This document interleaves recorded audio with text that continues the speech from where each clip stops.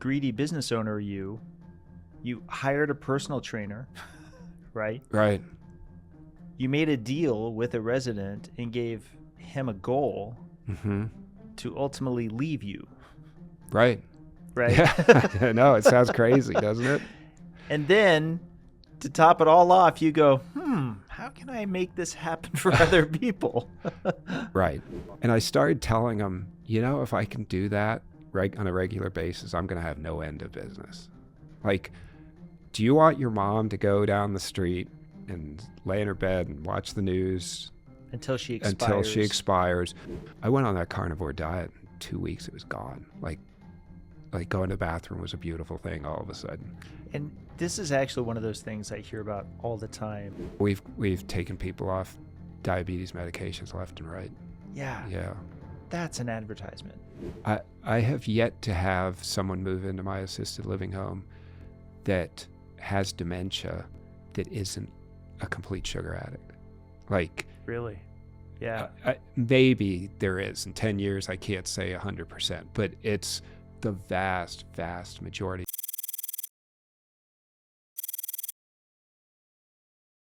Tell me who you are and what you do. My name is Hal Cranmer. I own 3 assisted living homes around Phoenix, Arizona, and I try to make people as healthy as possible so they can move back home and enjoy their life on their terms. Now, what I love to do with guests is I like to try to get to how they started, to get into the thing that they're into. But I guess the first question in your case is, did your interest in making these homes come first, or did discovering keto/carnivore come first?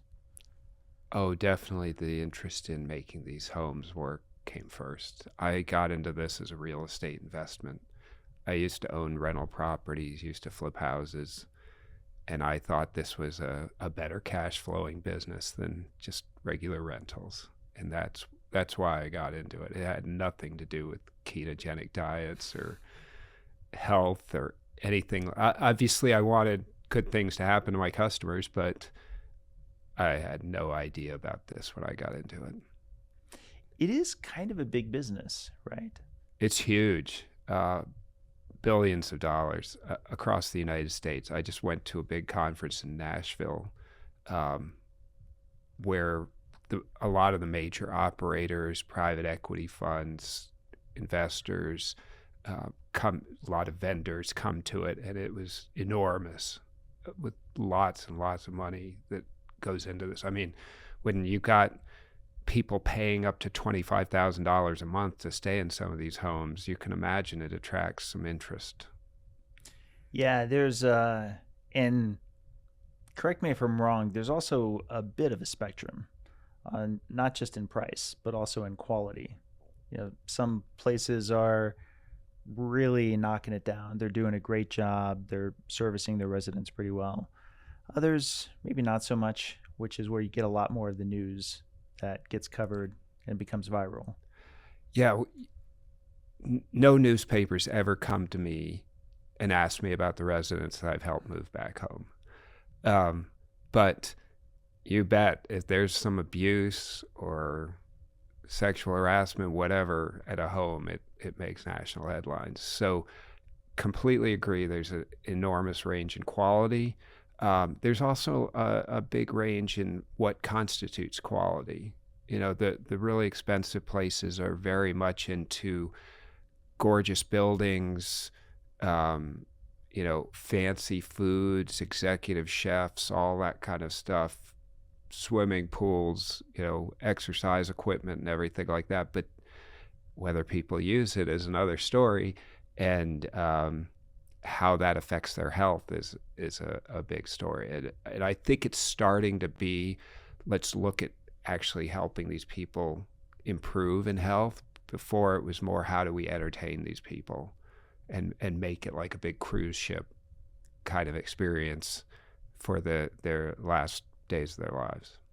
Yeah, that's what I find fascinating about even just the phrase assisted living. There's been less, I guess you could say, politically correct terms for this before, which we won't get into. But often I think that there's just this sense that it's kind of the end of the line, almost as if it's, nearly the same as hospice practically, right? Right. Where this is like your last stop. Mm-hmm. And that there's an interest in trying to make people comfortable, but with a full awareness that there's not going to be a point where they're no longer going to need the same level of assistance. It's only moving further and further along the line. And that's a part of why Siobhan, it's actually Siobhan Huggins, my colleague who suggested you as a guest. I hadn't actually known much about your story, which we're going to get into in a moment. Mm-hmm. But I will say, just on a personal level, my parents are getting up there. They're late 70s, early 80s. Mm-hmm. These are things I'm thinking about. And I'm sure you run into this all the time. They're telling me in advance they don't want to be in a situation yes, ever, all the time, where they're going to need assistance. And mm-hmm. and then I'm kind of stuck in a situation of going, but what if? Right. Right. Absolutely. Everyone's got to ask that what if. I have a lot of people move to my homes, and the first thing they say when I meet them, because they don't the first time they see my homes in many cases is when they're moving in. The sons, the daughters, the son or daughter-in-laws will come to the home and evaluate it, look at a couple homes, and if they pick mine, they say, okay, I'm moving my mom in next week or my dad in. So they don't see it. The parents are oftentimes very resistant to it. And that's what really spurred me to start looking into how to make them better, because I thought, give the customer what they want. This person wants to move back home, so why not try to help them move back home? But yes, no one wants to move into assisted living, but some people accept that they're in a condition that they need to, and some fight it like crazy. My parents have told me, don't ever think of putting us in your homes, Hal. Unfortunately, they're doing great, so they don't need it yet. There's another thing that occurred to me just in thinking through this stuff, which is that I often hear, just through family, through friends, when the choice is made is often because there's some last straw inciting incident, which has got to make it even tougher, right? Mm-hmm. Like it's we've been trying to do it without assistance, yes. And then X happened. Yes, very much so. And now, come on, we need to be a lot more serious about making sure that you're okay, because we can't always be around. Yeah, I think that's completely true. A lot of it is falls in the home will necessitate a hospital stay and possibly a rehab stay.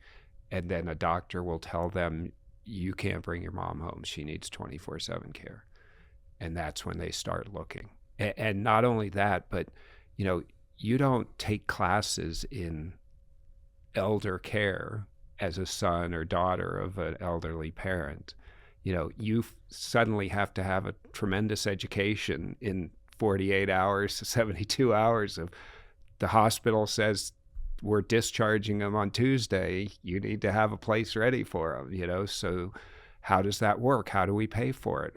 Will they take care of our meds? How do I evaluate these places? You don't just Google assisted living and go, like you do a pizza place. This is where your mom may spend the rest of her life. So it's a very condensed education, and you have to make a decision on something that's really going to affect your mom or dad tremendously. Like you said, there's a whole bunch of quality issues out there, and I hear absolute horror stories from people who were in another assisted living and then came to my home. So hopefully they're not telling horror stories about my home, but it's a very scary time, and it'll be that they did take care of someone in their home for years and they've reached their wits' end. I've had people tour my homes and I don't even know them, and they break down in my arms and just start crying because they're like, haven't slept in days. have a regular job they're going to after they haven't slept. They've got kids of their own. We call them sandwich people because they taking care of their elderly parents and their younger kids, and they're sandwiched in the middle. There's people who take care of their parents, I think, have a special place in heaven, because it's such a grueling job and no one appreciates it. Like, you have to keep a facade to the rest of the community, to your friends, to your other relatives of everything's fine, when it's not. And they don't get anywhere near the appreciation they deserve for doing it, because it's a monstrous job. But that also kind of brings it back to you. I mean, am I wrong in that when you're already doing well in the business of real estate, this doesn't seem like the obvious next choice in the growth of the real estate industry? Yeah, it wasn't. You're choosing to take on something. Yes, and I think when I got into it, I didn't realize the scope of it. I talked to some, realtors who specialize in this, who want to sell me the buildings and the businesses, and I talked to other people who were more investors who wanted sort of a hands-off, I'm just going to hire people to run everything. And, they were selling me on, you only have to go over there maybe 2 to 3 days a week. The caregivers and the managers handle everything. You really don't have to do a whole lot. And I think I kind of got sold on the dream of it. We actually went into this originally with some other investors, and they were in California, so they were really thinking we're going to be hands off. They'll come out from time to time, but they just want to have a check sent to them in the mail and have me run it. So I think I really had my eyes opened on this one, because I agree. When I was running rental properties, I'd go over there maybe twice a month, because I was renting mostly to kids at the University of Minnesota, and they, unless something needed fixing, or I like to go over and change the air conditioning filters, because it gave me a chance to an excuse to walk through the house and make sure there wasn't, some small problem that's going to get very big very soon. Other than that, it was just chasing people for rent and advertising on Craigslist to fill them. And that's like a tiny, tiny portion of what it takes to run an assisted living facility. So yeah, I imagine, and again, this is just from knowing other people who are in that business, the cash flow is great and you get better and better at scaling. But to be fair, there's more and more people like property managers for which the training and the skill set's pretty good to go. Yes. The problem tenants are here and there, but there's, it's a fairly understandable script. Right. That it doesn't take too much of a learning curve. No. Relatively speaking. Whereas I've got to imagine, and you correct me if I'm wrong, I've got to imagine you've got to be facing all kinds of entirely new situations all the time. Oh, yeah. In this, and what you're doing now, right? Stuff I never dreamed about. Yeah. I mean, you get involved with families. You've got legal issues. You got to understand, powers of attorney. Some families, I don't want my sister visiting my mom anymore. Well, I can't, do that without some legal stuff here. And, that kind of thing. You just, all the appointments, the different services that come into your home, the hospice, the physical therapy, occupational therapy, home health, podiatry, I mean, the whole medical gamut. We have what sustains the healthcare industry in the United States. The 25-year-olds that rented my apartment while they went to grad school at the University of Minnesota have, they may get sick and go get a Tylenol from the pharmacy. The elderly, I mean, we've got some of them, the record I had in medications was 54. A guy was taking 54 medications, totally prescribed by the doctor, and trying to keep track of all those. Now I have the Department of Health inspecting my places on a regular basis, and they don't tell you they're coming. They just knock on the door and go, guess what you're doing for the next 5 hours? We're going to go through everything, and just annually, like, you're not doing anything bad. We're just making sure you're not doing anything bad. And so it's just everything's coming at you from all angles. And I'm sure running some other businesses are complex too, but the people aspect, I can tell you one thing, my job's never going to be replaced by AI. So, okay. You start, let's go with like the first one that you start up on. Okay. How present was health and keeping your, would we just call them residents? Residents.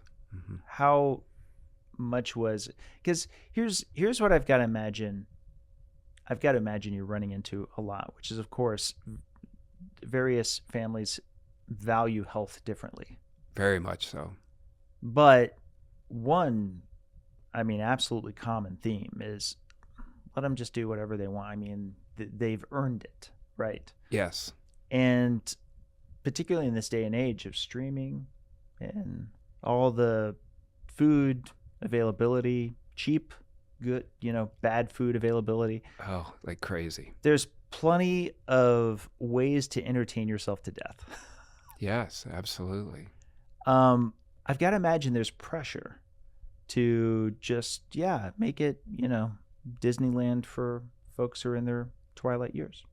There's a tremendous amount of pressure to do that. And I think the vast majority of the assisted living industry does exactly that. They sell you when you walk into an assisted living facility on the dessert tray, right?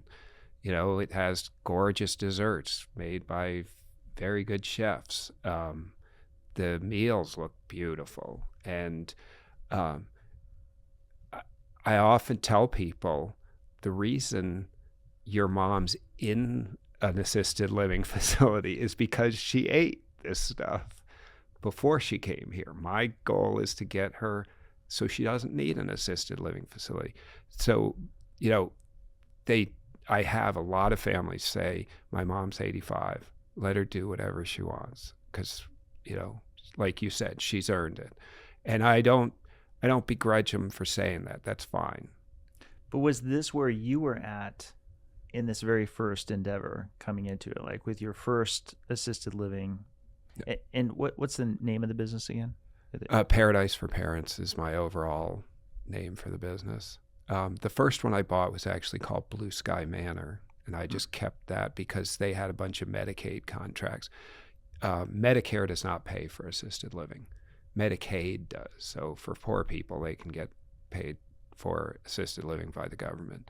There's an irony there. Yes, exactly. Which you'd think would motivate you. Hey, I got to lay out $5,000 to $25,000 a month, to be in this place. Maybe I should find a way not to be in this place, but apparently it doesn't. So anyway, yeah, the cash flow is really good, but it's easy for a family to go take care of my mom and give her whatever she wants because they don't have to take care of her anymore, right? So when the family has mom at home and mom's incontinent and mom's waking up in the middle of the night or sundowning, which is a condition where they get very anxious late in the day, just when you want them to go to bed, they ramp up in energy. And it's very common with people who have dementia, which totally screws up the family schedule as they're trying to, take care of their mom. They really, at home, when they have to take care of them, they'd really like her to be as healthy as possible. So it's a lot easier to take care of her. But once they hand her off to assisted living, that's your problem. Now let her do whatever she wants. And if she's gone cuckoo because she's had her Cocoa Puffs, that's your problem. We want her to be happy and eat what she wants. And so were you becoming aware of this? Like very early in, even before you were getting into No, nutrition? Just not I. No, it was more when I first got into this. I had no medical background before. My job previously to running an assisted living home was to be a plant manager for an aerospace machining company. Quite the opposite of assisted living. And so when I first got into it, it was just a learning curve. I bought existing businesses. So they had caregivers in place. There were residents in there. And so from the previous owner, I was trying to learn as much as I could. And diet and health improvement was like way down on the priority list. It was, how do I keep my homes full or fill them up and get the cash flow so I can pay my caregivers and other, contractors? How can I feed my family? And how can I not get in trouble with the Department of Health? How do I comply with all the regulations and everything? That was my main concern. And if the residents are just watching a little too much TV every day, sorry, but I got other priorities. So when I first got into this, there was no health at all. What I did see was very difficult cases where they were in bed and they weighed 350 pounds and they couldn't get out and they were incontinent. We had to use what's called a Hoyer lift, which is a mechanical lift to lift them out of bed to get them over to the shower. I could see my caregivers really struggling. And that made me go, it just gave me the idea of what can we do to make this better? Because you've got an engineering background. When you're in manufacturing, which I spent like 20 years in, there's every day is a continuous improvement day. Like how do I make this assembly line cheaper, faster, less scrap, all those kind of things. You never stop thinking of like, how can I make this better? And a lot of times what you're doing is you're going, okay, I now understand how all these other people say things are supposed to be done. What are they missing? So a lot of times your ideas are just trying to see where the herd is going and why it keeps running off the cliff. Going, so where's the other trail that I can jump into? Well, what I really noticed in assisted living when I first got into it was everything was about compliance to the Department of Health regulations. Like a lot of owners of assisted living facilities felt like if I could get a perfect they call them surveys, but basically audits of our facility when the Department of Health shows up, I can broadcast that far and wide on the internet. I can let the hospitals, the rehabs know I've got this perfect score, and and they'll just send me patients or residents. So I thought, you know what? If my mom was in an assisted living home, I wouldn't go, hey, did you get all the signatures on that form for her? I want to know at 3 a.m, when my mom's incontinent having an accident, is there a caregiver there that's going to change her and tell her that everything's fine and get her back to sleep? Or are they going to leave her until the 7 a.m. shift comes and change her while she's been in the diaper for 4 hours? Right, because there's not an inspector that happens to be there at the 3 a.m. moment. No, in fact, we know these are government inspectors. So after 5 p.m. and weekends, you're probably totally safe. I haven't seen one show up during those times yet in 10 years of doing this. So yes, exactly. You can start playing the game of, well, I know when they're going to show up and we're going to make sure everything's good during those hours. But it's not just the government inspectors. It's got to be a philosophy and a culture of pretend this is your mom, pretend this is your dad, treat them that way. And I think there's a ton of assisted living homes that adopt that philosophy. But I think these people are extremely caring individuals that want to care for people. They're not expert marketers to bring in, people to fill their homes or anything like that. They're not great business people. So they just think, okay, well, these regs and these, the doctors tell me, give them this prescription. That's what I'm going to do. So I'm just getting these inputs from these experts and I'm not going to try to get creative. We're just going to run it like that. So Blue Sky was the first one. Mm-hmm. Had you started expanding out to one or two others before then starting to think about the health span component? I bought Blue Sky in 2015, and I was actually living in Minnesota when I bought it. I was still working as that machine shop plant manager. Wow, Arizona and Blue Sky is in Mesa, Arizona. Right. Sorry. You were in Minnesota. I was in Minnesota. Living in Minnesota. Yep. Commuting. So I was told by the previous owner, and the realtor sold me, that it kind of runs itself. You got a great manager there and everything. You just, come down, check on it. And my daughter was a freshman at ASU at the time. So she was probably living 6-7 miles from the home. It was very close to ASU. So I made a deal with her. I would buy her a car if she'd go and check on it sort of weekly, and I'd give her a checklist of things to check on. Well, that lasted about 6 months. I bought her the car, and then she did it for a while, and then she said, "Dad, I'm just really busy," and I'm like, "Okay, can I sell the car?" "Oh, no, I need the car." So I give her a hard time about it, but she's a wonderful girl. But she did help out whenever I could. So I would fly down once a month. I'd stay for the weekend.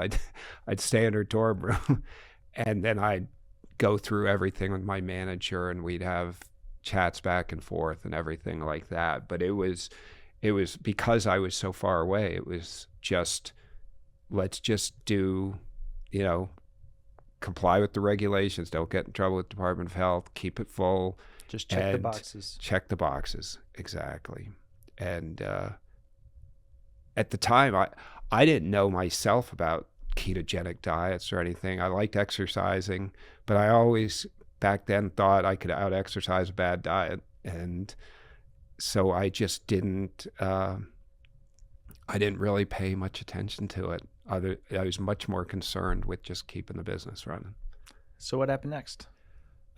So then the realtor found me Blue Sky, said I got a package of 4 of them out on the west side of Phoenix.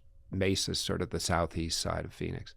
And so I flew down, and we took a look at them because on paper the cash flow looked good enough that I could quit my job and we could move down there. I had 2 sons behind my daughter that both of them were interested in ASU.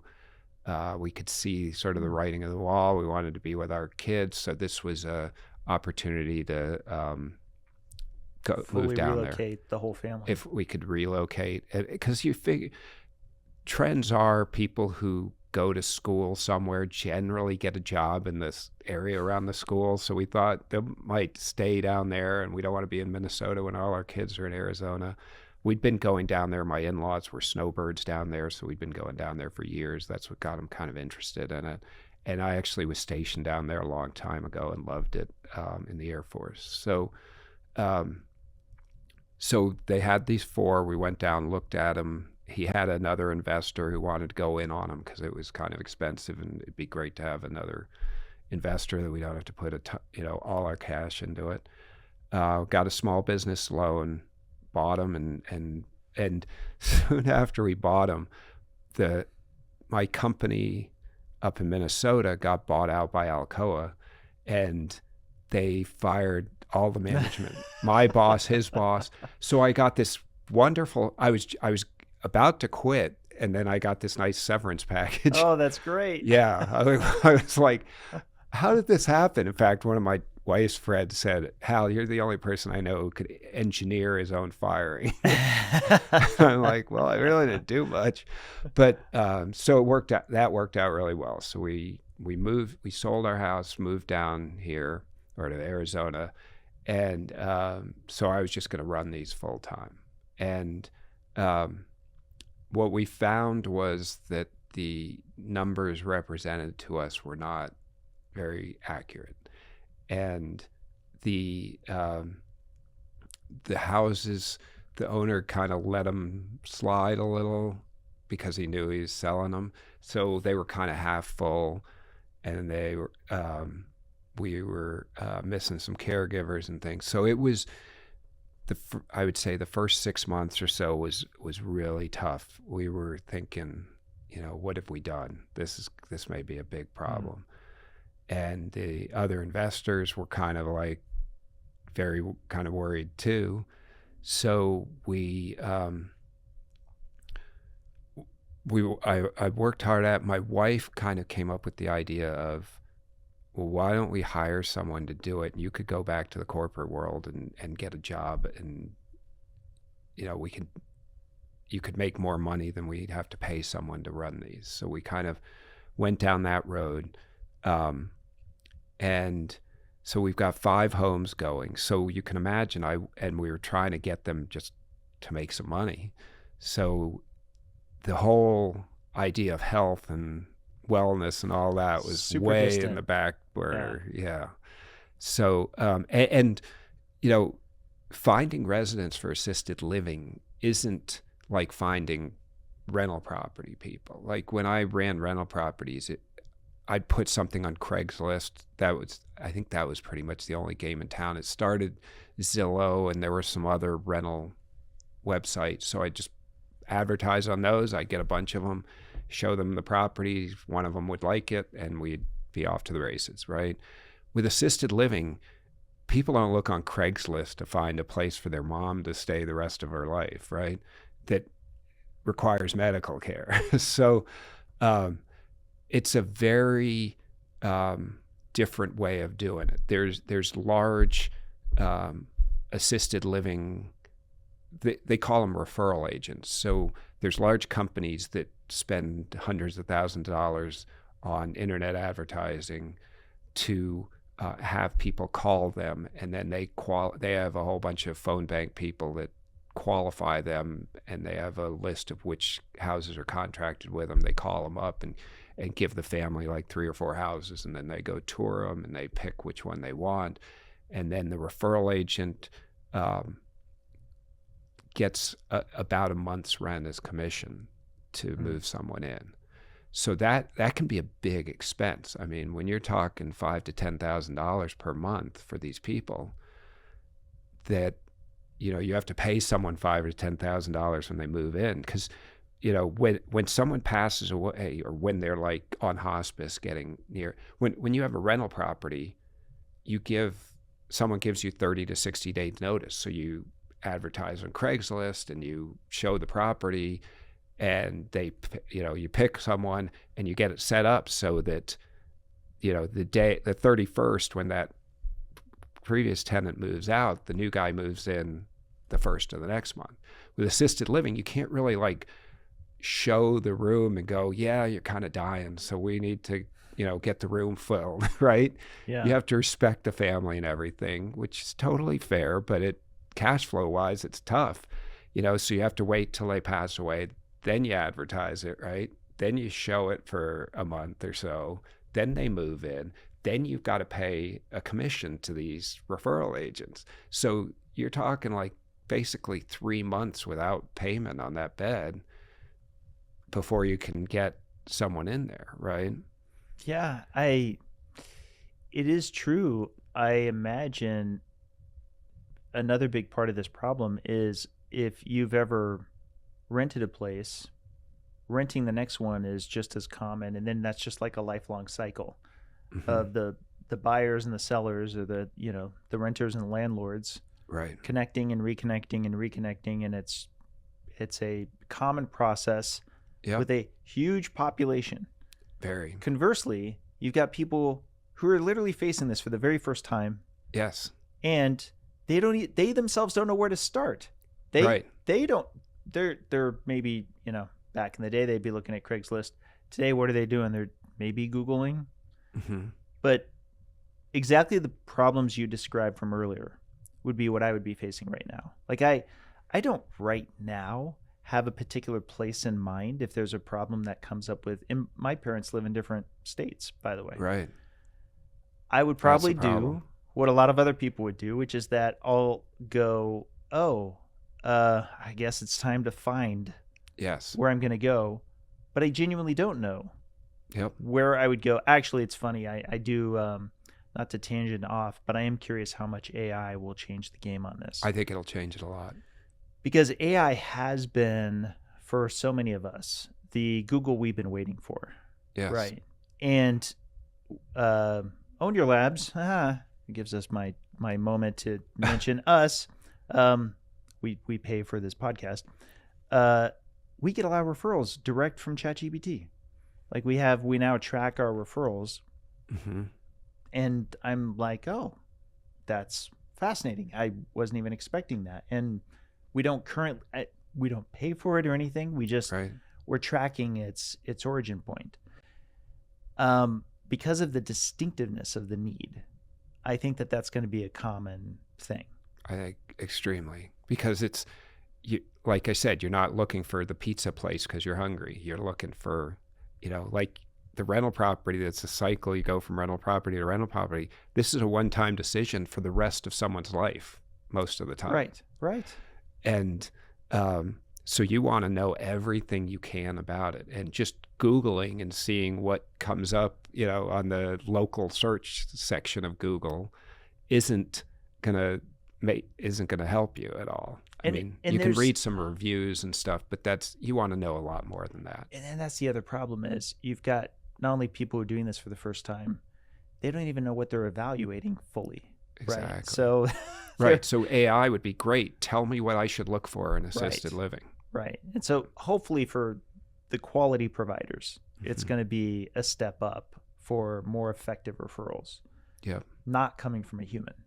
So getting back to your story, you're moving down to Arizona. You're finding out that there's not nearly as many residents as you thought. You need to fill those rooms. You're explaining why that's a problem just in the space. Right, because no one knows me, right? I moved down there and they're like, who are you? Like, we don't know anything about you. We're not just going to recommend people to come to your place, right?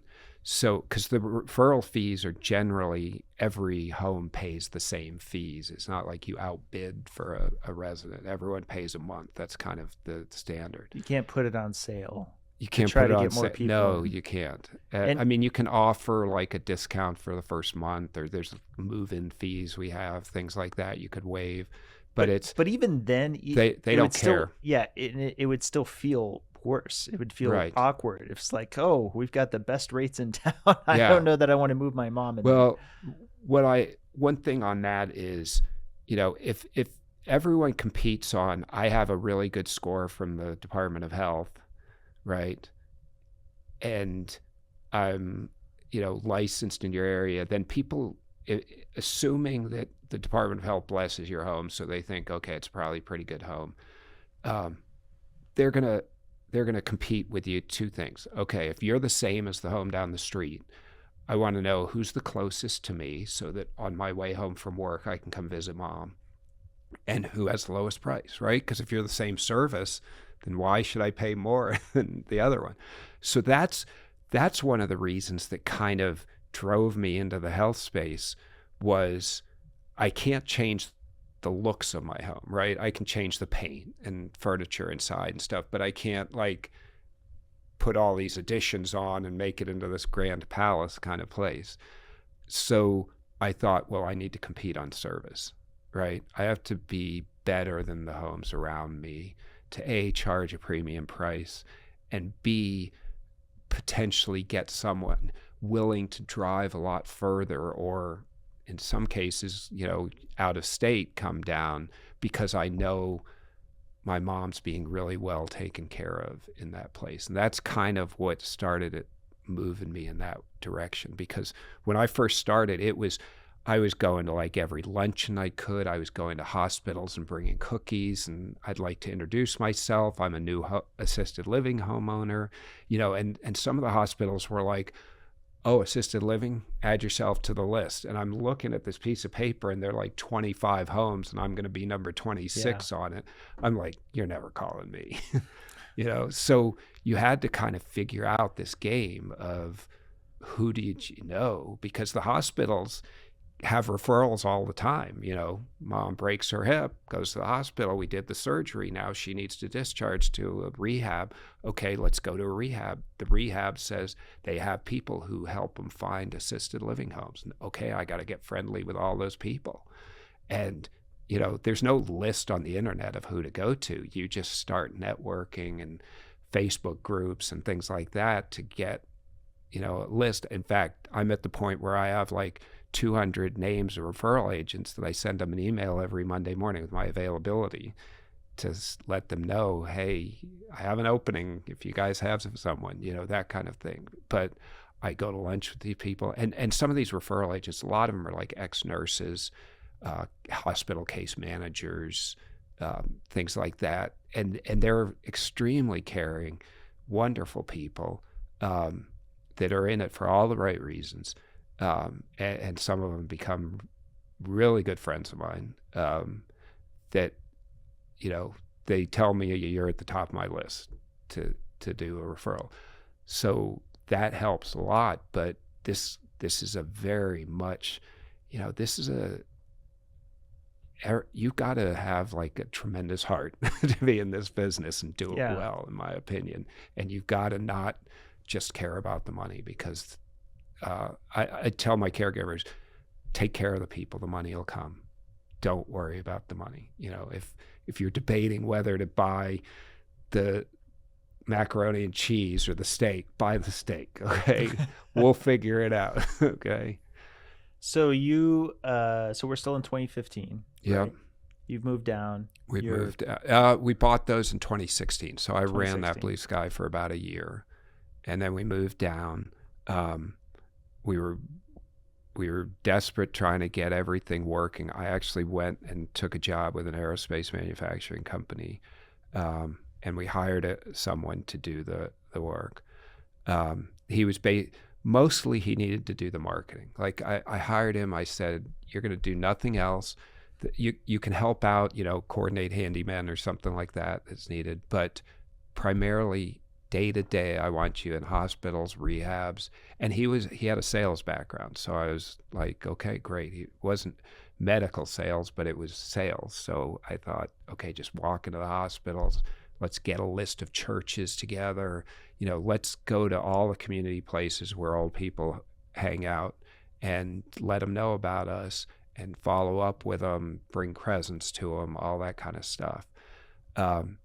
He did some of it, but a lot of what he did was, he would call the referral agents. And I'm like, one of the reasons I'm paying you is to bypass the referral agent. To do this networking, to get to the ground do the level networking. Exactly. Because there are hospital case managers and stuff that will refer to us, and then there's no commission, right? They're happy to get them out. Their job is to get them out of the hospital and placed in a good place so that they know that that person won't come back to the hospital, at least for the same reason, within reason. If they have dementia, we're not going to always just turn it around.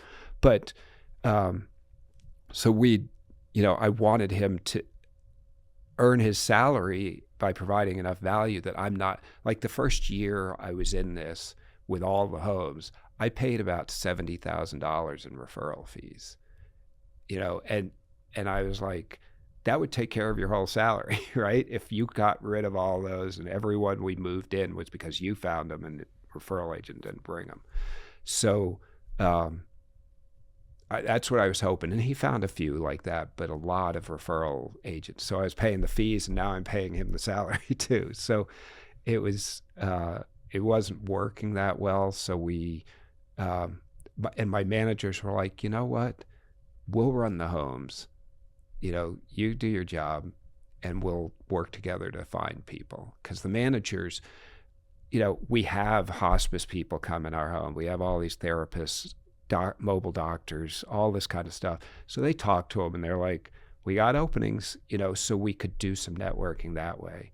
I mean, if you're naturally a good networker, then it's better to be the owner. Because then it feels a lot more personable. It feels like you're taking much more ownership of the relationship.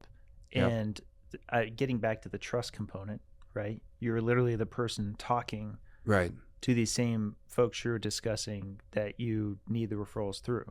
Yes. So I realized that a lot of referral agents would tell me it's a lot easier to place someone if when they do the tour, the owner is there, because it shows the owner really cares. And so I took that lesson as, okay, I'm going to do everything I can to be there for the tours. If I can't be there for the tours, I will at least go meet with the family and talk to the family and let them know that I'm on it. And so that made a huge difference in that I really got to know a lot of the families. And the biggest testament I have to my homes is that some of the families, even after their loved one passes, will still come and volunteer at the home or come for the parties, said, this was I feel like I'm part of this family. I want to, stay with it. So, it's really cool when you get to know all these families, the background, and you get people who move in who are incredible people. I had a guy who was a POW in Hanoi for 5.5 years, shot down in his F-105, over the skies of Vietnam. I had a guy who made a fortune flipping cattle ranches in northern Canada. I had a guy who flew in the Berlin airlift. So you get to meet these people who were part of history, and it's just phenomenal. I had something like 6th great grandson of John Quincy Adams. Oh, wow. Yeah. And his name was John Adams. Ha! And I didn't even make the connection till we'd taken him to school to do a bunch of them to get interviewed of their lives for the school journalism blog. And the kid asked him, well, tell me something interesting about you. And he said, oh, I'm the direct descendant of John Quincy Adams. And the whole room was like, what?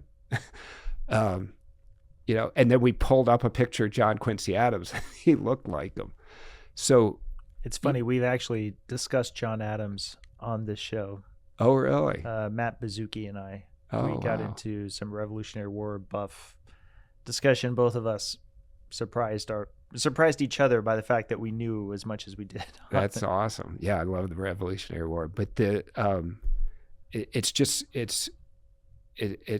such a business of who you know and do I trust you and are you a good person kind of thing. And in many ways, that's just, I wouldn't want to do any other business because, I was in manufacturing.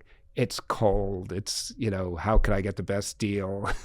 I'm constantly mad at my suppliers kind of thing. It's not like that at all in assisted living. So at what point did you connect into low carb? So the guy who flew in the Berlin airlift came into my home, and he was one of those guys who said, I don't want to be here. I really want to go home. And I'm like, well, I've heard that many times before.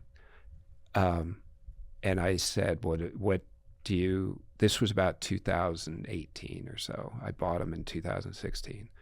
I said, well, what would you do to make that happen? And he said, anything. He was in a wheelchair. He had some heart issues. His mind was still pretty good. And I said, okay, if you'll work with me, I'll make a deal with you. If you can get out of that wheelchair and we have maybe a 30-foot walkway from the front door to the road. If you can walk out the door, walk to the sidewalk, get your wife's car, you can go home and never see me again. And he said, fine. I said, okay, so let's start with the food. And I told my caregivers he gets no sugar. I didn't, at this time I'm thinking, what did my mom tell me? Eat your vegetables, don't eat candy, don't eat ice cream, lay off the alcohol. So we don't have alcohol in our homes, but I just thought basic commonsensical eat healthy, stuff. Right. So you're not even going off somebody's direct advice. No. You're just going off of what you personally would believe would be a clear effort towards better health. I know exercise is good, and I know there's food that's not so good. And that was the extent of my healthcare knowledge in 2018. Okay. Eat better, get more exercise. Yeah. So Done. I think my doctor told me that one time. Right. So the food, I talked to the caregivers and said, okay, let's cut out sweets for them. Let's give them a lot of veggies, salads, lean meats, chicken, that kind of thing. And then I hired a personal trainer for them. And this guy had been kind of asking about, working with some of my residents. So I'm like, well, let's try it with this guy. And so he came over. He was like this big semi-pro football player kind of guy. And he worked with him a lot. And then the guy would take the bands or the weights that my trainer left for him and work really hard on his own. We had some handrails in the home, and he would grab those and pull himself out of the wheelchair and use them to try to do squats and things like that. And sure enough, he got walking again. He was very determined. And about 7 or 8 months after he moved in, he accomplished his side of the bargain. And he walked to his wife's car, got in it, and they drove home. And it made me think, well, if he wants to do that and he's willing to put the work in, there's probably other people that want to do this too. So definitely got to stop for a sec. Greedy business owner, you hired a personal trainer, right? Right. You made a deal with a resident and gave him a goal to ultimately leave you. Right. Right. Yeah. No, it sounds crazy, doesn't it? And then to top it all off, you go, how can I make this happen for other people? Right. Yeah. But here's what I'm guessing, because it's definitely something I experience. I have a whole lot of pay it forward going on in my story. You cannot put a price tag on that. It is the best feeling ever to feel like you helped somebody regain their life. Amen. Absolutely. That the feeling I got, and to see the caregivers, the sense of accomplishment they felt that they had helped him accomplish that goal was huge. So I just thought, we got to make this work. And I thought, it got back to my thoughts of, I've got to outcompete my competitors on service. Well, how can anyone beat that service? Right. There's no one that's going to beat that. So I thought, the business model will come. I'll figure it out, but I'm going to do everything I can because that guy was so happy when he left.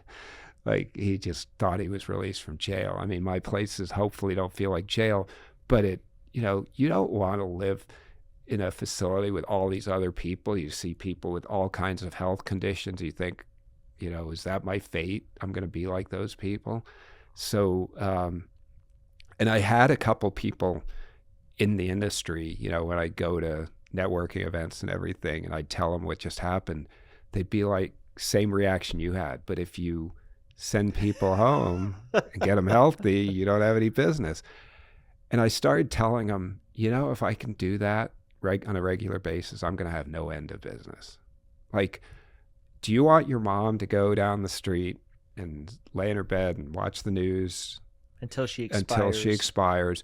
Or would you like your mom to move back home? Right. And you don't pay thousands of dollars a month, and you have a mom that's like your mom again. What are you going to that sells itself, right? And I tell them, I don't know if I can do that, but I'm going to do everything I can to make that happen. Well, naturally, you're already, certainly I'm doing this. You're already assuming there's a spectrum with adherence. Very much so. For sure, some people would get inspired by this man's story, would get inspired by you sharing what's possible, and would be just as determined as that guy is and be like, oh, sign me up. Yep. And then there's like another end of the spectrum. It's like, but I don't know. I was kind of looking forward to just living the way that I'm living. Yes. And that's really where I want to be. Right. Yeah. So I was reading a lot of marketing books because I needed to figure out how to fill my homes. And I noticed there was a common theme of a unique selling proposition. That's what they are. They might have had a different name for it in the different books, but that's basically what it was. What is it that makes your business different than every other business in your industry?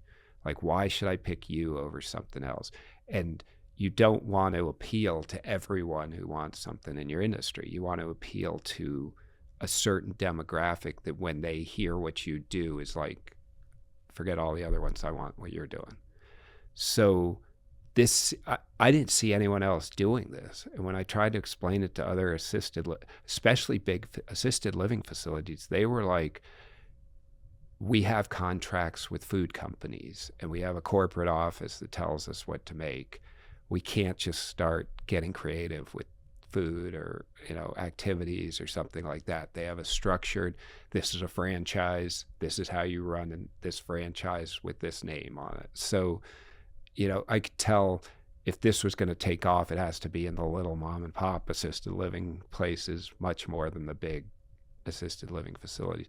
Plus, when this guy moved home, I was thinking the other residents in my home are going to be like, hey, look at that guy. I want to do that. And there were a whole lot that were like, oh, bye. Okay, what's on TV? Like not interested at all. Not interested at all. Yeah. So you could tell this is not a widespread thing like that everyone wants to do. Now, at this point in time, you're not at all still connected to low carb. That hasn't happened yet. No, still but this hasn't is the happened. first. But this is the first health story that gets you inspired. Yes, definitely.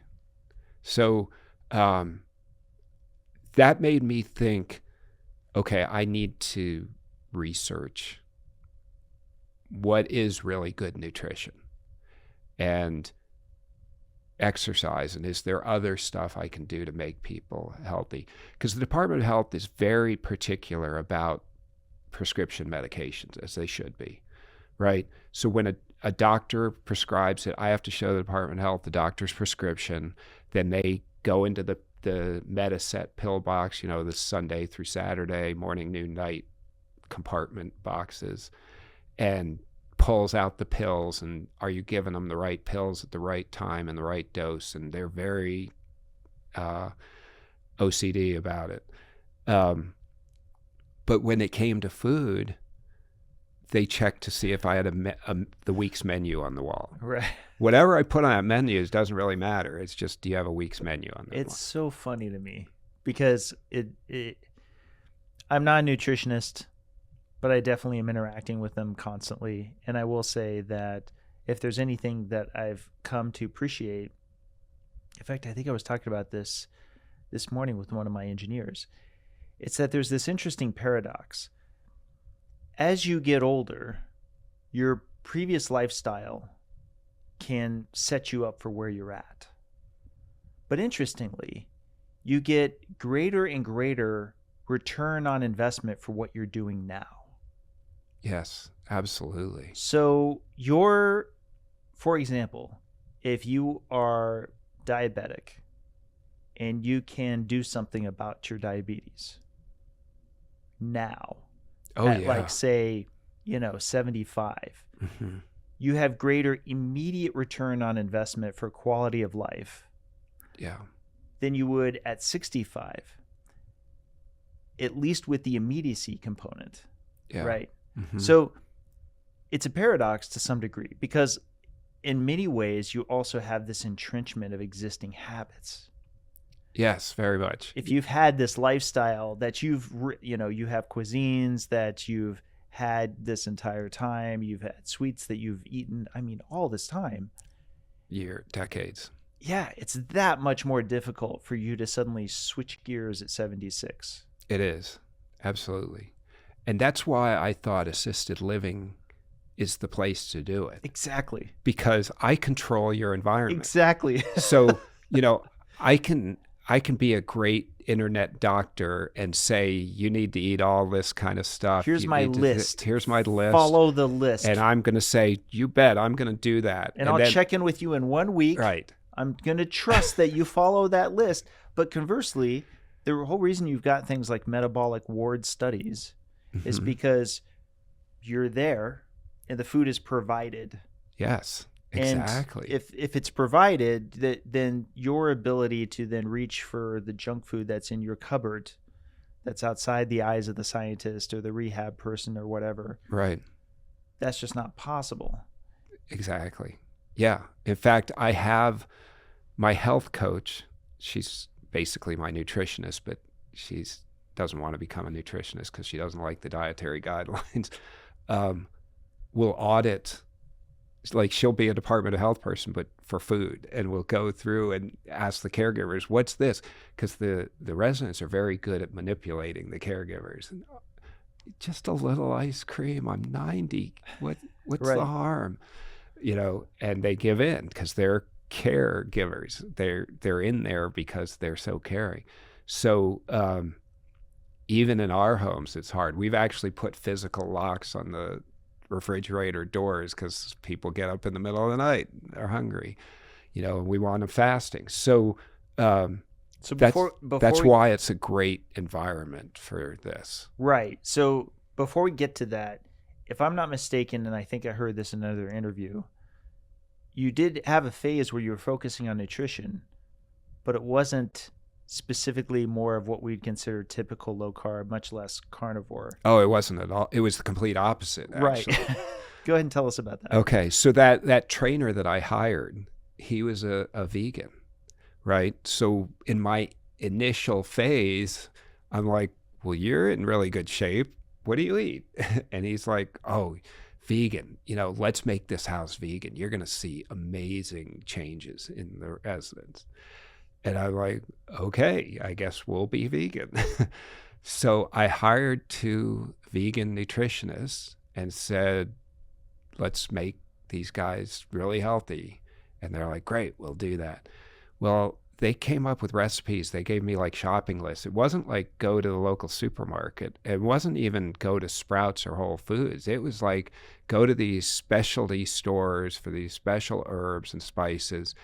And my caregivers are like, we don't have the time to do that. So I was like, well, I'll try and do it. And I'm running all over town. I'm like, I still have to network and fill these homes and paperwork and, all this stuff an owner's got to do too. So I'm like, I can't do this.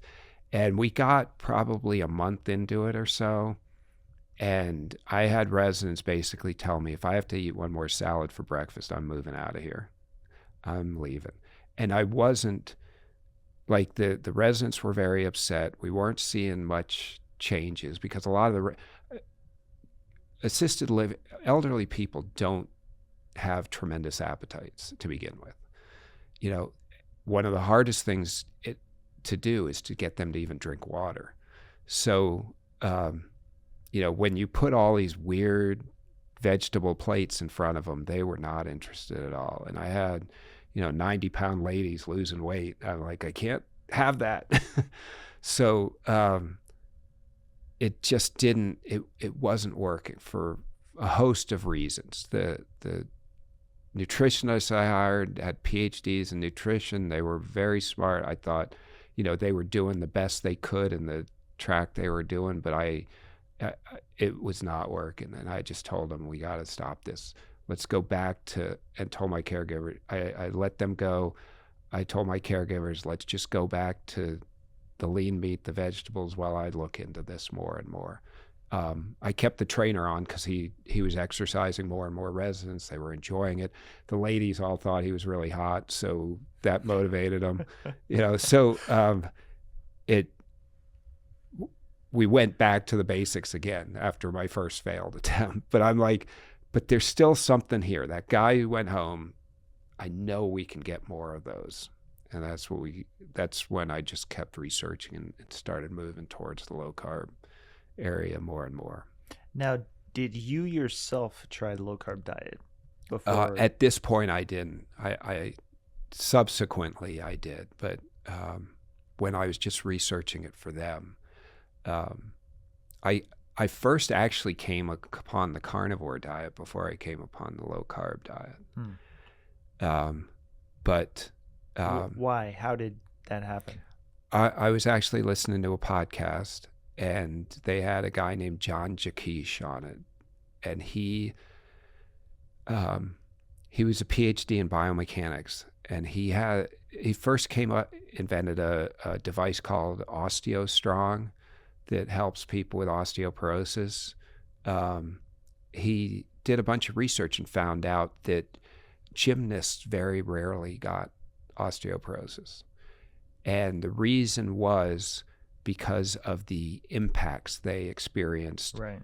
landing, falling, tumbling, whatever, was actually strengthening their bones, not weakening it. So his machine was something that like simulated that. You could sit in it and it bounced off your bones or something like that and strengthen people's bones.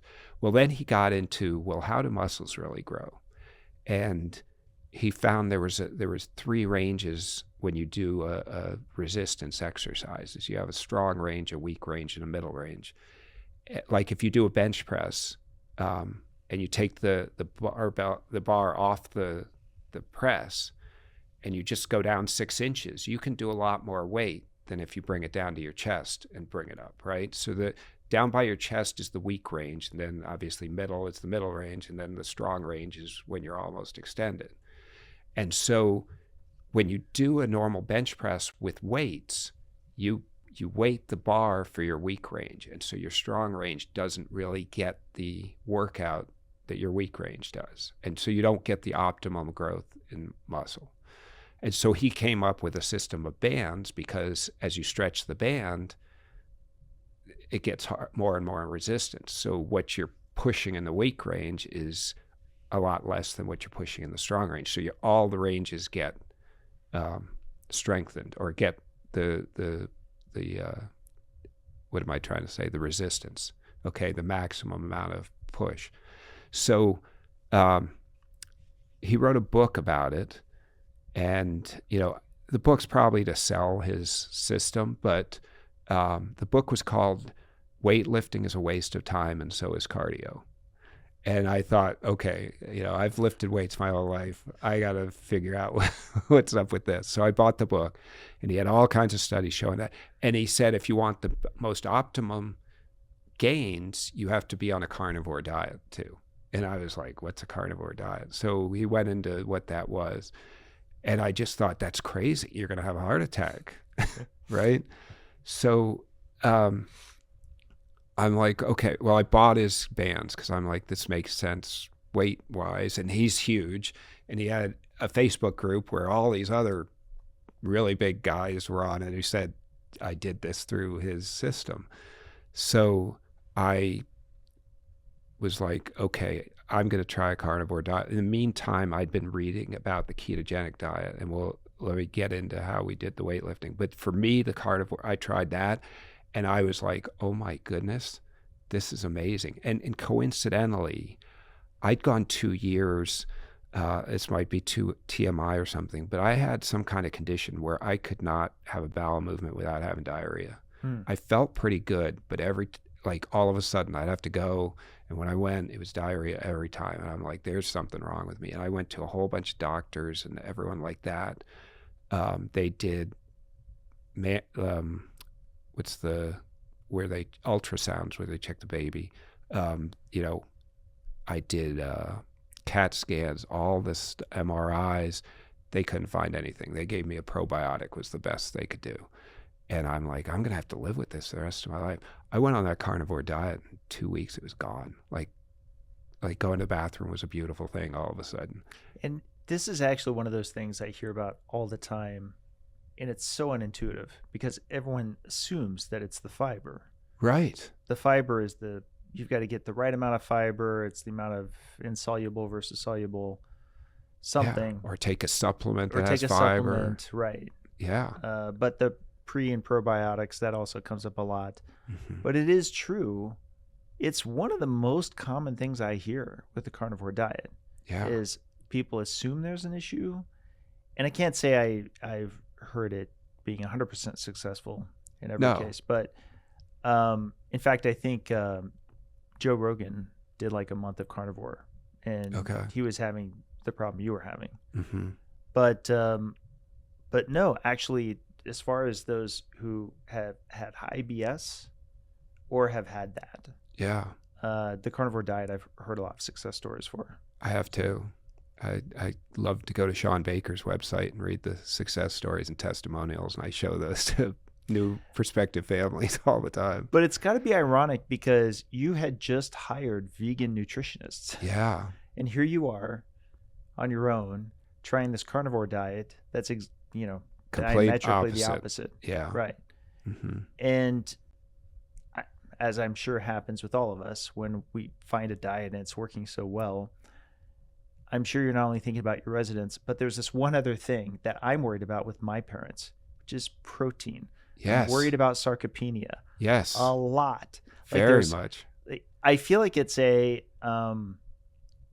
under-discussed phenomenon that people in their twilight years are just not getting enough protein, full stop. Completely agree. And it's not even about trying to gain muscle. It's just about trying to keep it. Right. Absolutely. I mean, I think sarcopenia is one of the biggest problems in the elderly population. I mean, up there with like sugar and insulin problems. You can see it in people. And I can feel it. Like when I was 25 and lifted weights, I could see myself getting bigger. I have to work really hard to just maintain what I got now. And I'm only 58. And it only accelerates as you get older. And when you see the devastating consequences of old people falling in their homes or in assisted living or wherever, a broken hip's a death sentence for a lot of 80-plus-year-olds. It's a very high association with all-cause mortality. Exactly. I mean, they often say, break a hip, die of pneumonia. You break a hip, go to the hospital, catch something in there, and you're gone. And, and the protein, and old people don't eat much protein, a lot of them eat or drink those protein shakes, Boost, Ensure, those kind of things. And if you read the back of them, you would have, and you said these are the ingredients, and you would never associate it with protein. Right. A lot of it's sugar.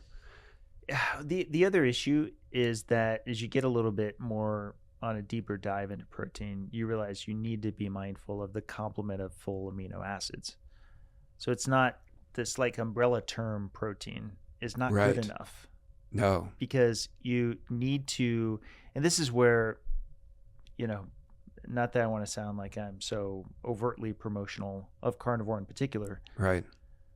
But I ran into this when I was trying to myself design a plant-based experiment for myself. Mm-hmm. I found that the vitamins weren't too difficult, although I did have to supplement B12 and vitamin D, which is common in the vegan diet. Yep. But boy, was I running into trouble with the complement of amino acids. Mm-hmm. There was a lot of stuff that was, there's the claim that tofu's got enough protein. Okay. Right. But there's some things like leucine, for example, if I'm remembering correctly, that I have to eat like a huge amount of various plant sources to get enough of it, unless I had protein shakes. Yep.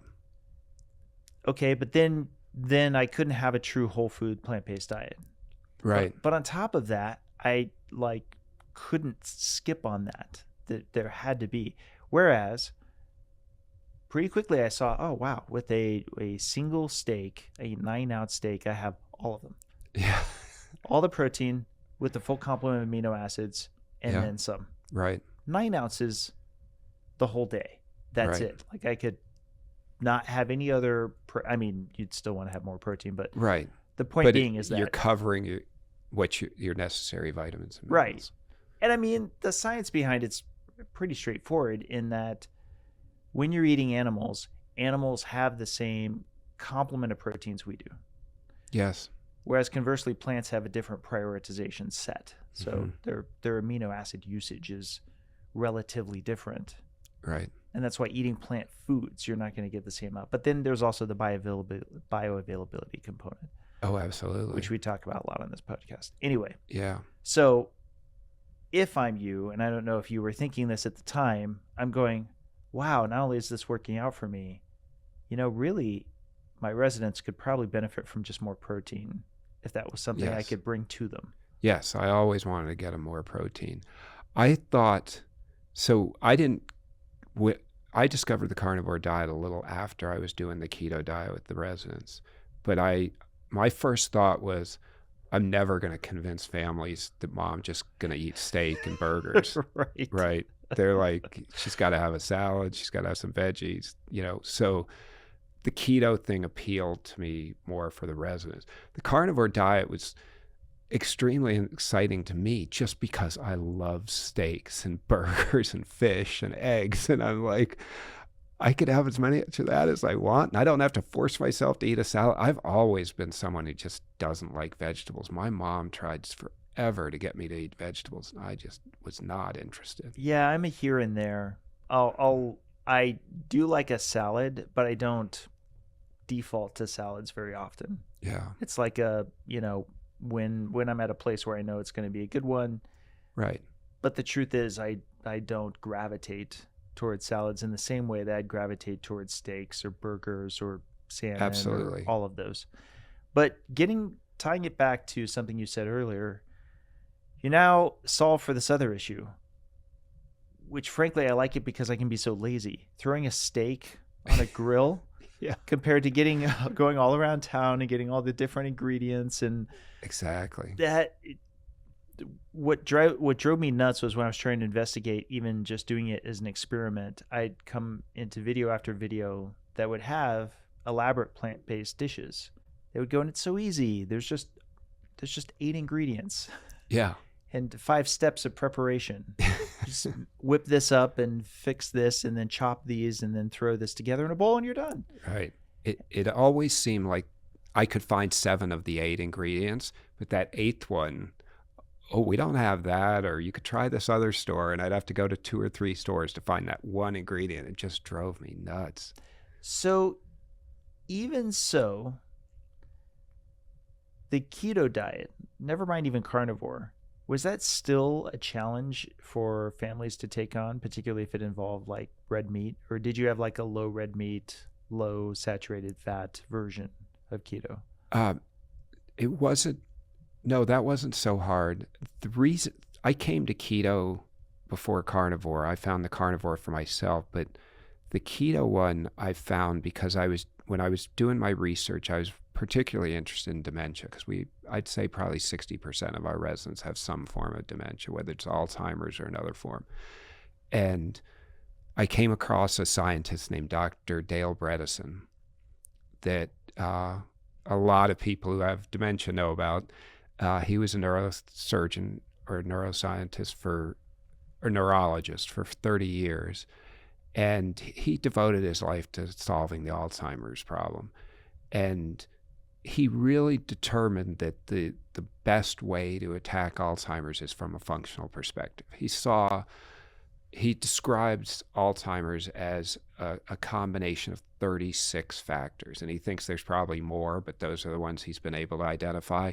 And it makes it an analogy to a leaky roof. Okay, if you have a lot of holes in your roof, patching one hole is not going to solve the problem of your leaky roof. Just likewise, that's why he didn't think pharmaceutical therapies were going to be the answer for Alzheimer's, because when you do a drug and you do a trial and everything, you have a placebo and you change one variable, scientific method kind of stuff. So that drug's going to attack one thing, maybe the amyloid plaques in your head or something like that. But there's all these other problems that you have. So what his philosophy was, you've got to optimize your body for all these potential insults to it. There are 3 main categories that he said. There's insulin resistance and inflammation, a lack of certain vitamins and minerals, and then toxicity, if your body's been exposed to toxins. So you need to optimize all 3 categories. And within those categories, there's 8 to 15 different subcategories of specific vitamin B12, your thyroid, your blood sugar, all of these things that you need to optimize to have a shot at improving your Alzheimer's. Okay. Um, so when he has a regimen, and I've got to say I'm not following his regimen. He has a license for it that he licenses people out to. We tried to do it. It didn't work logistically for various reasons. And they've contacted me, and I just want to say, I think he's a brilliant man, but I want to put that disclaimer in here. So what his recommendations were: you need to eat a ketogenic diet, you need to exercise, you need to get lab tests to see all those, which your company probably, shameless plug, would be great for. And then, so supplementation based on the lab results. And then other therapies like sauna, red light, all these hyperbaric oxygen, all these other therapies that can help as well. So that's where I got, when I was reading his book, he wrote a book called The End of Alzheimer's. I think he's got a couple others too. I was like, ketogenic diet. Now, Dr. Bredesen is much more on the plant-based side. He says you should eat a low-carb ketogenic diet for this protocol. And I just thought, so I was trying to delve into the reason. He doesn't say don't eat meat, but he says it should be more like a condiment than a main course. So still very plant predominant. Plant predominant. He's all for. He's a fan of fish too. So it's not just. It was more the red meat, and it seemed like from his books, and I don't know if this is the main reason, but it seemed like he was saying if you get to a really low carb diet, like zero carbs, like a carnivore diet practically, that your body starts doing a process called gluconeogenesis. It starts making carbs on its own because you do need some carbs for some processes. And so that's what you don't want to do. You provide the carbs with your plants. And I was like, well, whether you provide the carbs with the plants, your body makes it, you've got carbs. So I just thought this elderly population needs bioavailable protein, and they get it from meat. So I'm not going to give that part of it up. But that's where I got, but I thought, okay, if he's saying a ketogenic diet, I'm going to do a ketogenic diet. And I sold it more to the families as we're going to give them a very healthy diet. Because if you look at a ketogenic diet, it's not it's not like you're just going to eliminate a ton of food. I mean, you do, but you're going to serve vegetables, you're going to serve meat, you're going to serve fish. It sounds healthy. So I told the families, they talk about it being a ketogenic diet, but it's really just a really healthy diet. And I got various degrees of enthusiasm on doing it. Some were like, let my mom eat what she wants, not interested. And I still get that to this day. And I get some families who are like, yes, please do that. So, and everything in between. The whole spectrum, exactly. I didn't even at this point bring up the carnivore diet to anyone because I just thought that's going to be too hard to sell. Something that I'm still amazed about to this day, but that I'd be interested to know if this came up with informing their families, is things like cake, fries, even pizza, stuff like that. I get hardly anybody in my life going, oh, you really should cut that out. That's like really not good for you. Yeah. But you know where I'm going. Yeah. I'd be having a steak topped with a bunch of butter. Like, that's going to kill you. Yes. Yeah. And again, it wouldn't be universal, but without hyperbole, I've had at least 2 orders of magnitude, at least 100 times more comments about when I'm eating red meat than when I was eating French fries lathered up with ketchup. Right. And the me of today knows just how entirely different those two things are. Yeah. And I'm amazed because I myself was in that mindset, that, a lot of the stuff that I was getting that was fast food was quote unquote empty calories. Yeah. But at least it wasn't, artery clogging in the same way that a steak would be. Right. That was my mindset before. And I, it's it is ironic because, not to jump too far outside your story, I'm fascinated by the exact scenario we described before, and I've discussed this online many times, is that I wish for some family members that are challenge cases that I could just take them. I describe it as Dave Island. I take them to Dave Island where they just don't have access to other foods. Mm-hmm. And I give them a 10-hour a day, all you can eat keto buffet. Mm-hmm. And so they can have all the keto food. They go ahead, eat as much as you want. Right. But on top of that, I would not have things like fat bombs and other refined fat keto treats Mm-hmm. for those people who do have eating disorder issues. Yep. Because you can overconsume on a ketogenic diet. Oh, definitely. When you make junk food versions of keto, there are certain versions I can't have in my house because I'll overconsume those as well. Mm-hmm. But try to overconsume steak, overconsume eggs, overconsume salmon, Mm-hmm. right? Hamburger. Like Right. I myself have never been able to do it. And Yep. when I've done protocols for my own self-experiments where I've tried to overconsume them on Mhm. purpose, I Mhm. can't do it without bringing in something like a heavy whipping cream shake. Yeah. So then I have some form of refined fat that I can just down quickly. Just can't do it. Yeah. I can't eat like 2,000 calories in a meal of steak. Right. It's just not going to happen. I could be really hungry. Yep. And I'm just going to have a tough time. Maybe that's a little bit, maybe more like 2,500 or 3,000, but it's just, and then I'm going to be stuffed for like the day. Like it's Yes. not, that's just how it is. It is. I think that's true of people under age 60, very true. But once you get into the elderly population, their appetites just aren't what they used to be. So, but they are when you put a sugary treat in front of them. Right. They'll eat that all day long because it's the empty calories and they're still hungry. You know, I heard a great quote from Jack LaLanne one time that if you crave some food, don't eat it, because you'll never crave fish or steak, or, you know, you do by, oh, I could really use a good steak right now, but it's not like the craving you get if you eat a lot of carbs, ice cream, things like that you're like, I just finished dinner, I got to have something sweet for dessert kind of craving. No, I do believe there's a I'm not even sure if I want to say spectrum. I think hunger is complicated in the sense that a lot of what we think is hunger is not hunger.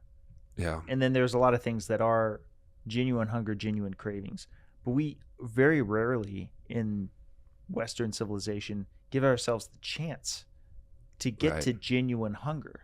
Yeah. We're so used to eating in this state of abundance. Mm-hmm. Well, for me, the major test is, will I eat it when I'm not hungry? Yeah. So if it's in the house and I'm thinking about it, I'm like, I can't wait until I have, Right. given food. Or if I see it on the island and Yeah. I'm passing by and I'm like, yeah, and I'm eating it. I try to be aware of how much that's literally me just going, this is just food entertainment. Right? Yeah. Like that's literally what it is. Whereas, getting back to steaks, I could have a really great steak. I'm going to take you for a steak after this podcast. It's usually the Awesome. standard with my guests, right? Fantastic. If they keep coming, just like a Brazilian steakhouse, if they keep coming around with more meat, there's a point where I'm going to be like, Put the no sign on. yes. But if you were to track the fuel in calories and then take me somewhere else and pretend I'm not on a keto diet and you're bringing around donuts, I for sure am going to eat way more donuts. Oh, yeah. If you had hot fudge sundaes, that was another thing, that if it was a Dairy Queen's nearby us where Yeah. we're recording this, Okay. I could eat hot fudge sundaes Oh, yeah. all Blizzards. day long. Yeah. It's why I cannot consume them. French fries. I've talked about this on the podcast before. French fries I treat like an alcoholic treats alcohol. Since going keto, I don't have any French fries, And while I have experiments where I may eat something that's off diet for the purpose of the experiment, I don't do that for French fries. Interesting. Because I know myself too well. Mm-hmm. There's too much of an attachment to the mouthfeel. There's too much of an enjoyment. But it's like donuts, it's relatively low protein. Yeah. For all of the the fat and the carbs. Yeah. Relatively speaking. So anyway, my mom used to make the best oatmeal chocolate chip cookies in the world, and she used to send me boxes of them in college, and I'd just sit doing homework. Yeah. Like they were, popcorn or something, eating them. And I look back on those days and go, man, it's dumb. Right. So you're finally adopting keto in your home, right? In the rollout of that, though, for sure, you've got to have some families that are going, well, I mean, she wants to have her cookies, right? Yes. She should be able to have her cookies. Right. And I'm guessing this brings us back to what you were mentioning earlier in the podcast, that you'd have a locked area. Is that right? We had a locked area. Yep. And we'd also encourage the families. We'd say, you can bring her whatever you want. Just give it to her in her room.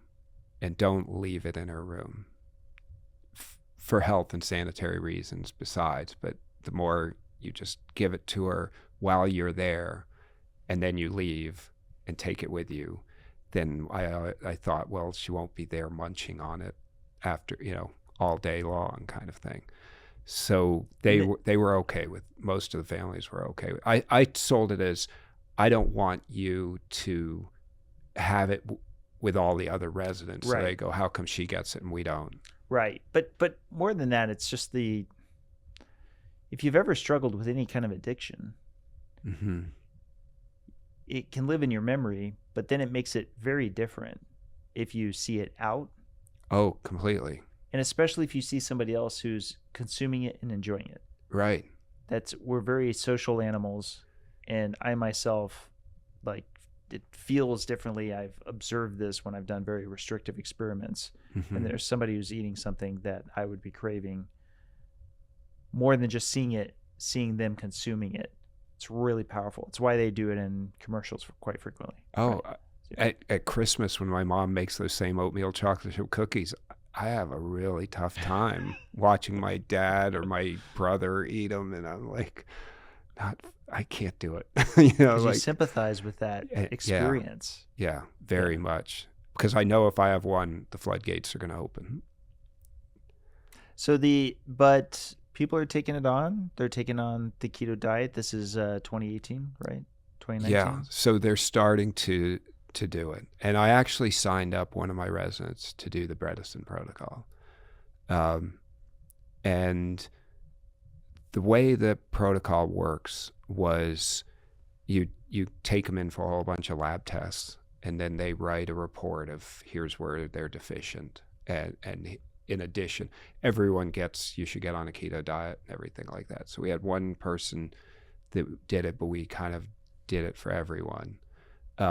What I found was when I first started, a lot of smaller homes like mine, they have the caregivers cook.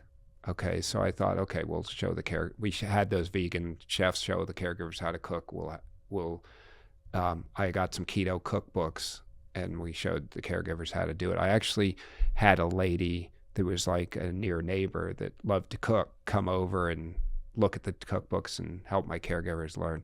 But what I found was the caregivers, who have been getting the residents up, changing them, showering them, changing them again when they have accidents, doing activities with them, all this stuff, and then doing their laundry and cooking on top of it. By the time we got to dinner time, peanut butter and jelly and macaroni and cheese sounds really easy for me to make because I am exhausted. And so I realized it's not fair to my caregivers, and I can't really get mad at them for not making a keto meal, end of the day kind of thing. So at this time, I I put something on social media, like a comment on Sean Baker's Twitter, and he was talking about carnivore diet. I'm like, hey, we're trying keto and carnivore diets and assisted living. He's like, I want you on my podcast. So I got on his podcast. So then a lady named Maria Emmerich heard the podcast. Yeah. And she reached out to me and said, I love what you're doing. I'm going to send you all my cookbooks that I've ever written. And she was in Hawaii at the time, so I don't think the freight was real cheap. And in like 2 weeks, a box showed up. And so I brought that lady in the neighborhood over. I said, let's make these cookbooks stuff. And so we started figuring out how we could make ketogenic meals from Maria Emmerich's cookbooks. That's great. Yeah. And the great thing about Maria Emmerich is that her ketogenic meals resemble normal meals that our residents have been consuming for decades. Like she has a keto lasagna, that we use zucchini noodles instead of pasta. And we put a whole bunch of ground beef in it. And she has a special tomato sauce kind of recipe. And she's got very low carb salad dressings and even desserts. We'll do protein desserts, or we'll do a fat bomb from here and there, but we'll make it. We won't go get the keto friendly food in the grocery store. And so we were starting to do that. And then Maria came to town to do a cooking demonstration. So I'm like, well, I got to go see this. And the lady who was hosting it was a health coach for Maria Emmerich. And she lived in the Phoenix area. And we headed off and started talking. And I'm like, she's like, why don't I come cook for you? And I'm like, I would love it. So I hired her. And so that's what got us really into the, doing this the right way. And then then I hired some cooks and I just wanted them to cook. So they come over and they make the food for us. So I took the cooking away from the caregivers completely. And at this time, as because of Sean Baker's podcast, I was getting on more and more podcasts, and I was getting a lot of calls from all over the country of, I want my mom in your place. I want my dad in your place. And so I just thought, if you take care of them, they'll come. Yes.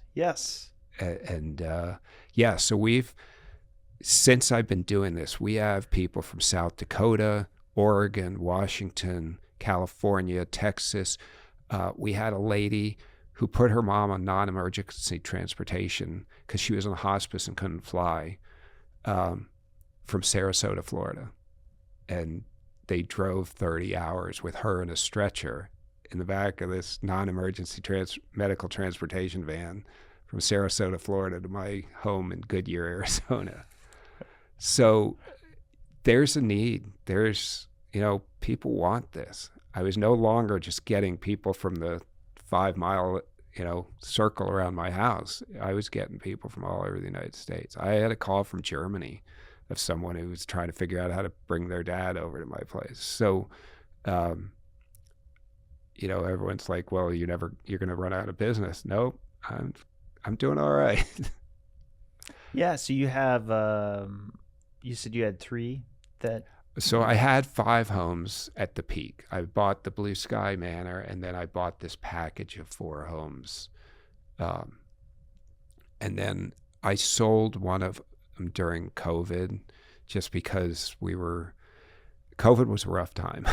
Yeah. For assisted living. But my wife and I'm 58. We were just sort of like, let's cut back a little. And so I sold one. And then the Blue Sky Manors in Mesa, these are in Surprise and Goodyear. So if you know Phoenix, Mesa's in the southeast corner, Goodyear and Surprise are in the northwest corner. And Phoenix covers a huge geographic area. So I was putting tons of miles on my car, and I was just driving all the time. And so recently we sold the Mesa one too. So I'm down to 3, just But my thought was, people come to my homes after they've been taking care of their mom or dad for 10 years, 15 years, even 5 years. And it's a lot harder to make those changes and see the big beneficial health results if you get them when they're 90 and, bordering on hospice, than if you get them when they're first diagnosed at 70 or something. So I thought, and also we talk about how people don't want to come to care homes. So I thought, well, let's start an online community to help you. Hey, if you really want to do this and you got a, son or daughter that wants to help you do it, let's do it when you first get diagnosed at your home. And then it's not ideal. I can't bring you to my home and lock up the bad food and keep it away from you, but we can work with you to maybe get you so you never have to go to assisted living, which is the ultimate goal of a large percentage of the population. So I think it's time for a From the Desk. This is basically people can submit questions to guests. Usually specific to the guests. ownyourlabs.com/guest. ownyourlabs.com/desk. ownyourlabs.com/desk. So these are specific to you. First is, what is the one improvement that most surprised you after you started using metabolic therapies in your assisted living home? So is that asking what kind of treatment, or is it a story of the biggest improvement? Just what is the one improvement that most surprised you after you started using metabolic therapies in your assisted living home? I think the biggest therapy that I've seen improve people, other than diet's by far the biggest, but I kind of expected that. We started taking people to hyperbaric oxygen therapy, and I've helped 2 people in my home and then 1 person in their home reverse their dementia. And the 2 that reversed it the most, the ones I sent home, did hyperbaric oxygen therapy. So I think all those other therapies helped, and the doctor runs the hyperbaric business that we take them to, says you can't do this on your own. You got to do all the other therapies too. This isn't the cure-all. But that's sort of what put them over the edge. Like when I had one guy, after about 16 or 17 hyperbaric sessions, as we're walking out of the building, he goes, I left my wallet and phone in the locker in the office. And I'm like, you remember that? Because when he came to us, he was like, what's this place? Why am I here? And I'm like, okay, why don't you get it? Because I'm interested. There was a whole row of lockers, right? This is nice. Is he going to find his locker? And he went right to it and opened it up. And I was like, wow, that's impressive. Yeah. So I myself didn't know. Do you want to explain the treatment a little bit for people who don't know? Sure. So hyperbaric oxygen therapy, it kind of relies on physics. So you get in a tube that pressurizes the air around you, and it simulates like you're going below sea level, like you're going underwater. And when you go underwater, the pressure of the water on your body will push various gases into your body at a higher rate than you're just on sea level. So when we take them to hyperbaric oxygen, they sit in this tube for about an hour, and they pressurize it to between 1.5 and 2 atmospheres. So when you're sitting at sea level, the weight of the air from on every square inch of your body going up to the upper atmosphere into space is 14.7 pounds per square inch. When you go just 33 feet underwater, that doubles to, I don't know, what's that, 29.4 pounds per square inch. So just 33 feet of water, of seawater, will be the same weight as miles of air going up to the atmosphere. What that means is when you take a breath of air at 33 feet, like from a scuba tank, you actually breathe in twice the volume of air to counteract twice the pressure. If you hold your breath and free dive down to 33 feet, your lungs constrict to about half their volume.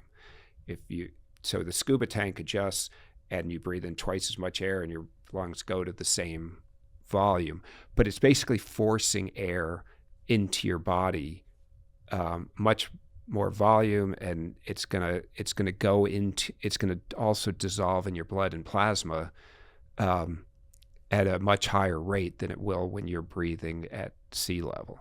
So they call it 1.5 to 2 atmospheres. So 2 atmospheres would be the weight of sea level, and 33 feet under the water. 1.5 would be about, I don't know, half of 33 feet, 17 feet, 16 feet underwater.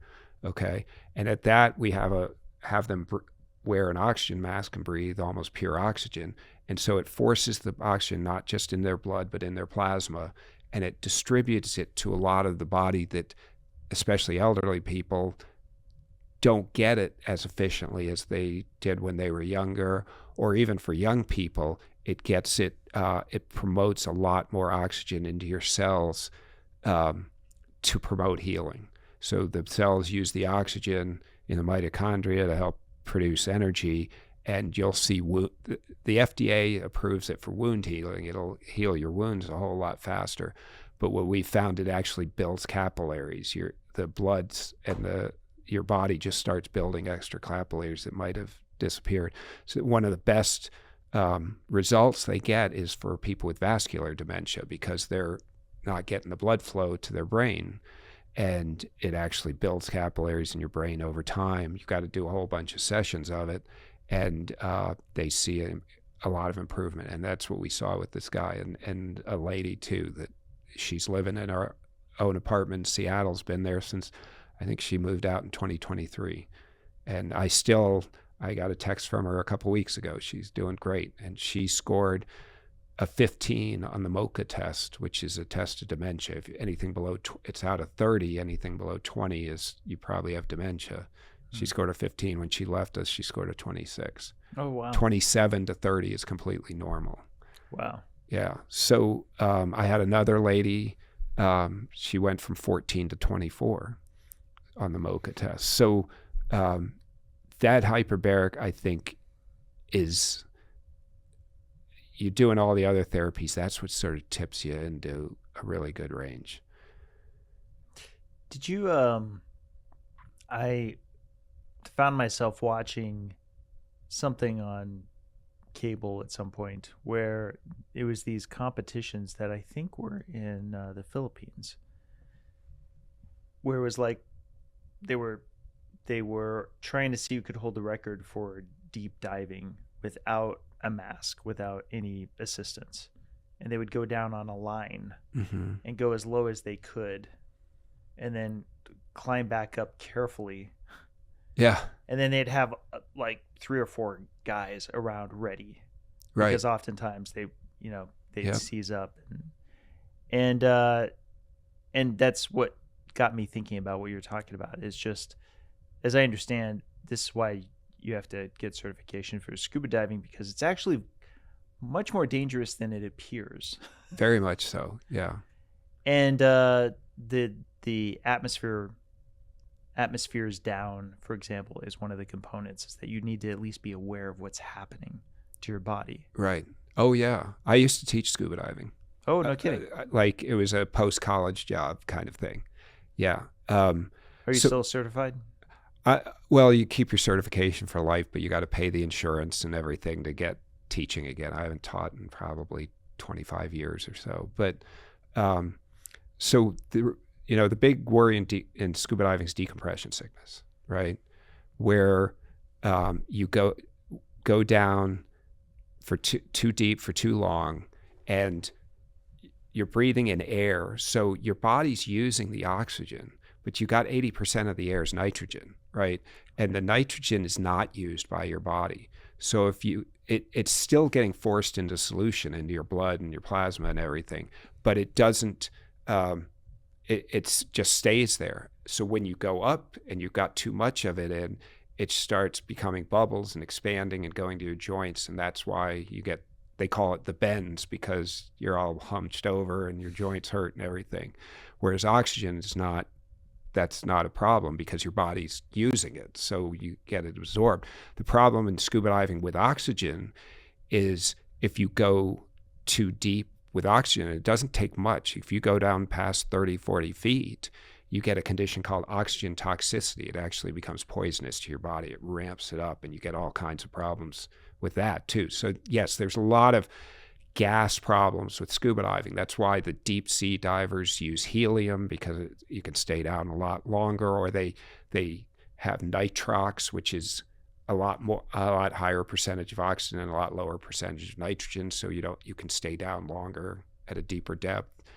There's all these gaseous interplays, but all those other gases are not used by your bodies, but oxygen is. And that's why hyperbaric oxygen therapy works so well, is that it just pushes a ton of more oxygen in your body than you're used to. And if I'm not mistaken, more of the advanced scuba gear, there's like readings or something like that. You're able to. They have dive computers. Yeah. So in the old days when I was teaching, we had dive tables. So you'd plan out your dive. I'm going to go to 60 feet for 50 minutes. And you'd always do your deepest dive first. And then you'd have to surface interval where you're outgassing. And then, okay, I'm going to do 2 or 3 dives in a day. Next dive, I'll go to 50 feet. And then but during the dive, you had to watch it. And you don't like swim a straight line at 50 feet underwater for your whole dive. You're on a coral reef, or you're on the side of a wall or at a shipwreck or something. So you're kind of doing this the whole dive, right? So what you have to do is say, I'm not going to go below 50 feet. And the depth gauges would have a max depth indicator on it, and so you'd plan your dive like you were staying the whole dive at 50 feet, but you could kind of go up and down. Well, what a dive computer does, it's like a continuous glucose monitor. It's like constantly saying you're at 49 feet. Now you're at 42 feet. Now you're at 53 feet, so it's updating it. So it's giving you real time, how long can you stay down there? So you can stay down a lot longer because you're not just assuming I'm at 50 feet for the whole dive. So, yeah. How did you end up getting into that? Scuba diving? Yes. I learned to scuba dive when I was 12 years old in 1979. Okay. So, and I was going to say, I wasn't thinking it was going to be in Minnesota. No, sure. I grew up in Connecticut. My family vacationed in the Caribbean, things like that. So it was, I dove in lakes in Connecticut, which, were beer cans and occasional minnows swimming by. But we'd go on vacation. And then I was stationed in Okinawa, Japan in the Air Force. Which is basically like a Hawaiian island. And so I was diving, probably 3 or 4 days a week after work. We'd go catch some lobster and grill them up on the grill back then. It was a wonderful lifestyle. And I just, to make a little extra money, I taught families, but a lot of my friends I taught for a case of beer. So I wasn't on the ketogenic diet back then. Quite the opposite. So take me through what like a typical set of meals would be that you might feed your residents that fit within the staple of the ketogenic diet that you provide. Okay. Well, it's all out of Maria's cookbooks. So we generally make some kind of meat and some kind of veggie for each meal, or we'll have meat and shrimp or something like that. We'll do anything from lasagna to they use those egg life wraps from Sprouts and make tacos. Mornings will always be eggs and either bacon or sausage. I get some grumblings of why does we always have eggs again kind of thing, but then it kind of goes away. And, I hate to say it, but with the dementia residents, they don't remember what they had yesterday. So it makes it a little easier. But I would say eggs are primary, and the caregivers make the breakfast. The cooks cook the lunch and the dinners. but it's usually eggs. But Maria has you can do carnivore pancakes. We make out of eggs and sausage, and so we'll do something like that, or waffles. And we use chaffles or whatever it is. Yep, and we use monk fruit syrup on them. So we really try to do the eggs most of the time, but we'll every couple days during the week we'll vary it up like that.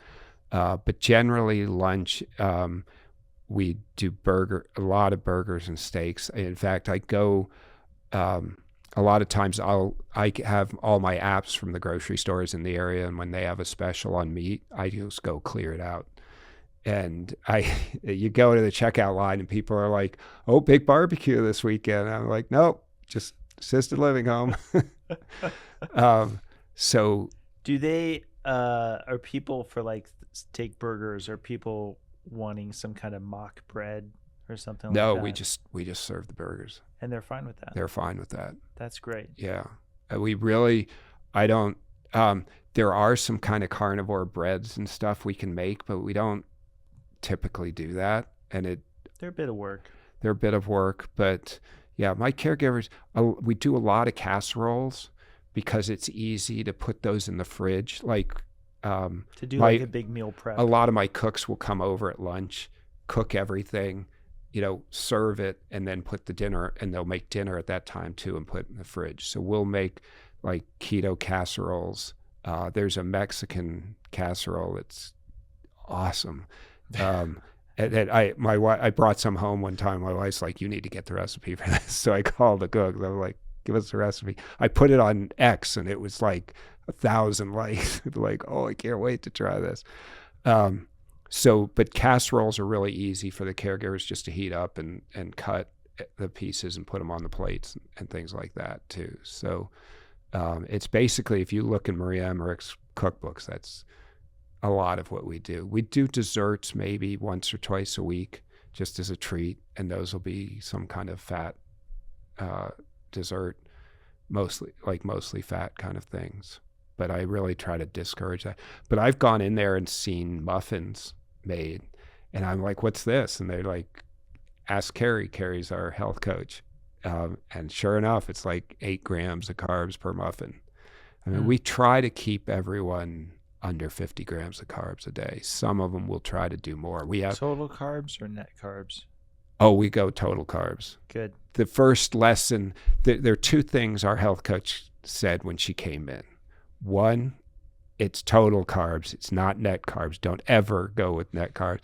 And the second is there's 65 different names for sugar. And she put the 65 names on our fridge on it with a magnet.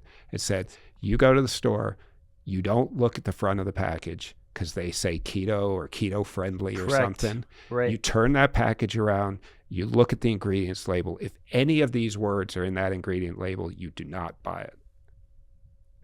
Solid. Because those packages sometimes say sugar-free. Yeah. But it's just because it's not sugar, but it's fructose or it's maltodextrin or dextrose, and it's sugar. I did, for a little while, I was doing a little series just for fun where it was like an experiment. And I would try different artificially sweetened things. Mm-hmm. And I do like sweet treats, but I'm fine with artificial sweeteners. However, I wanted to get a sense of which ones actually did, have an impact on my glucose levels. And some surprised me. Some, like sucralose, had hardly any effect. But then one, twice, was maltitol, right? Okay. Sugar alcohol. Right. But seemingly was like, it might as well just have been straight carbs. Wow. Because of the amount of the effect that it had. Interesting. But yes, if you're at 50 total carbs, not net, 50 total carbs or less, I think pretty decent chance you're going to be in ketosis. Yeah, when we have keto mojos at all the homes, we test that from time to time to see. That's great. Yeah. Now, don't you have, doesn't it come up from time to time that even if the family's behind it, you've got some residents who are like, no, I don't want to do any special diet. I just don't want to. Yeah. And they also don't want to play by the rules of, keeping it in their room or something like that. I don't know that. I don't think so. Hasn't come up yet? We have a discussion of what works and what doesn't. And I don't, I do get residents complaining like I could really use some ice cream or something like that. But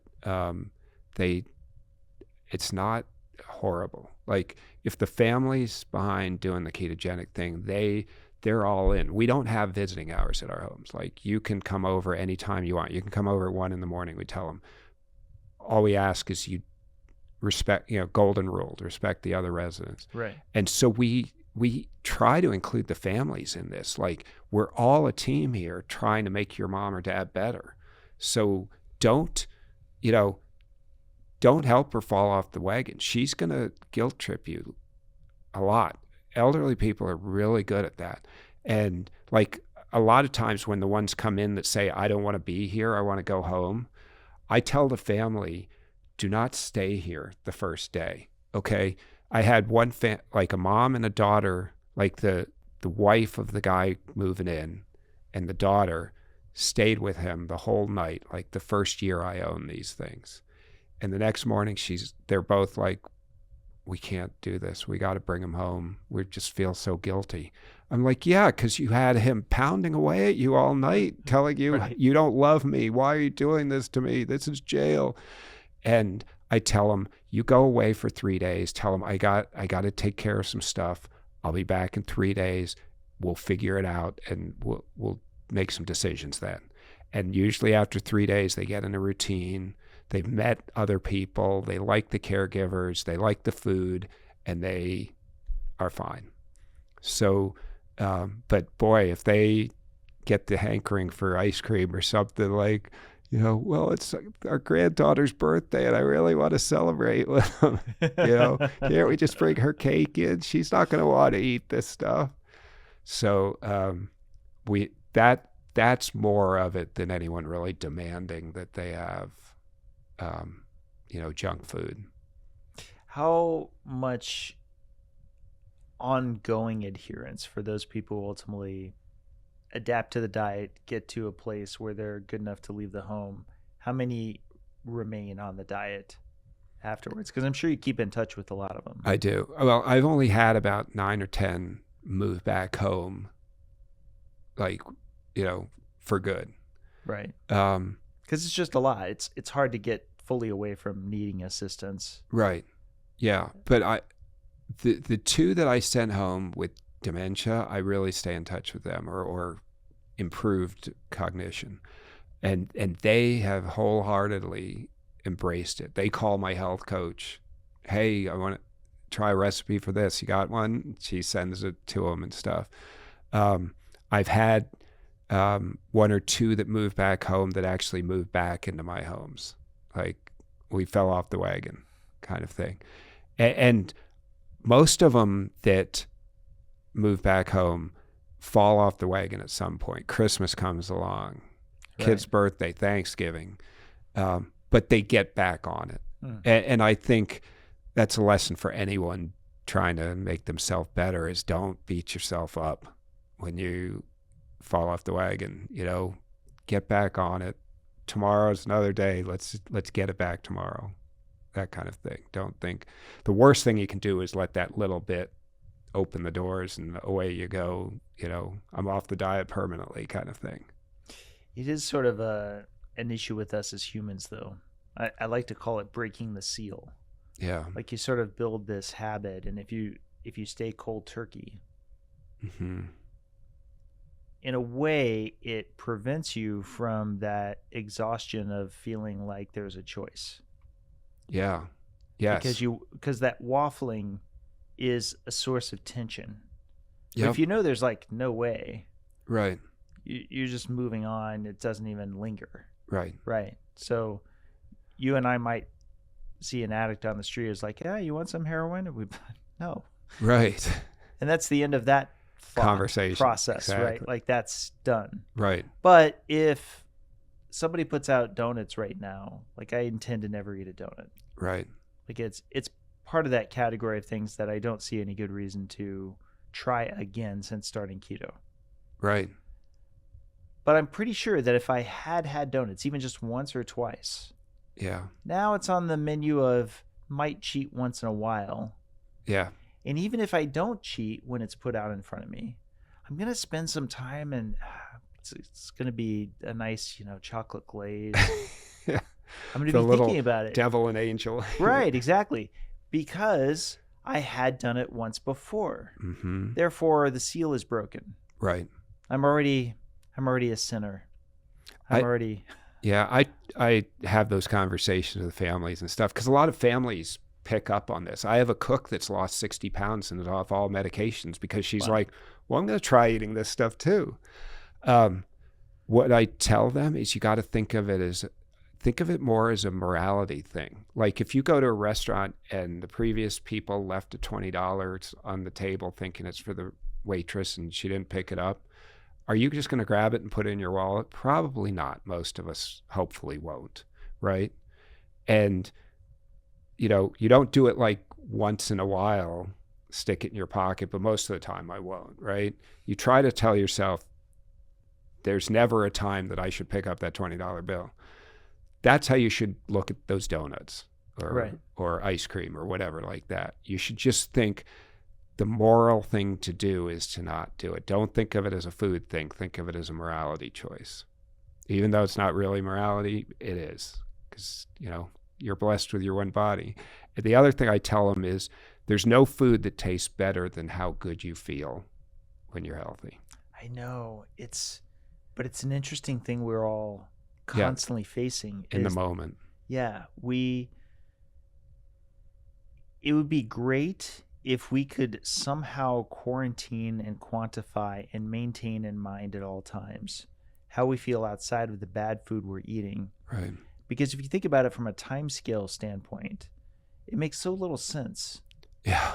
That for, how's that saying?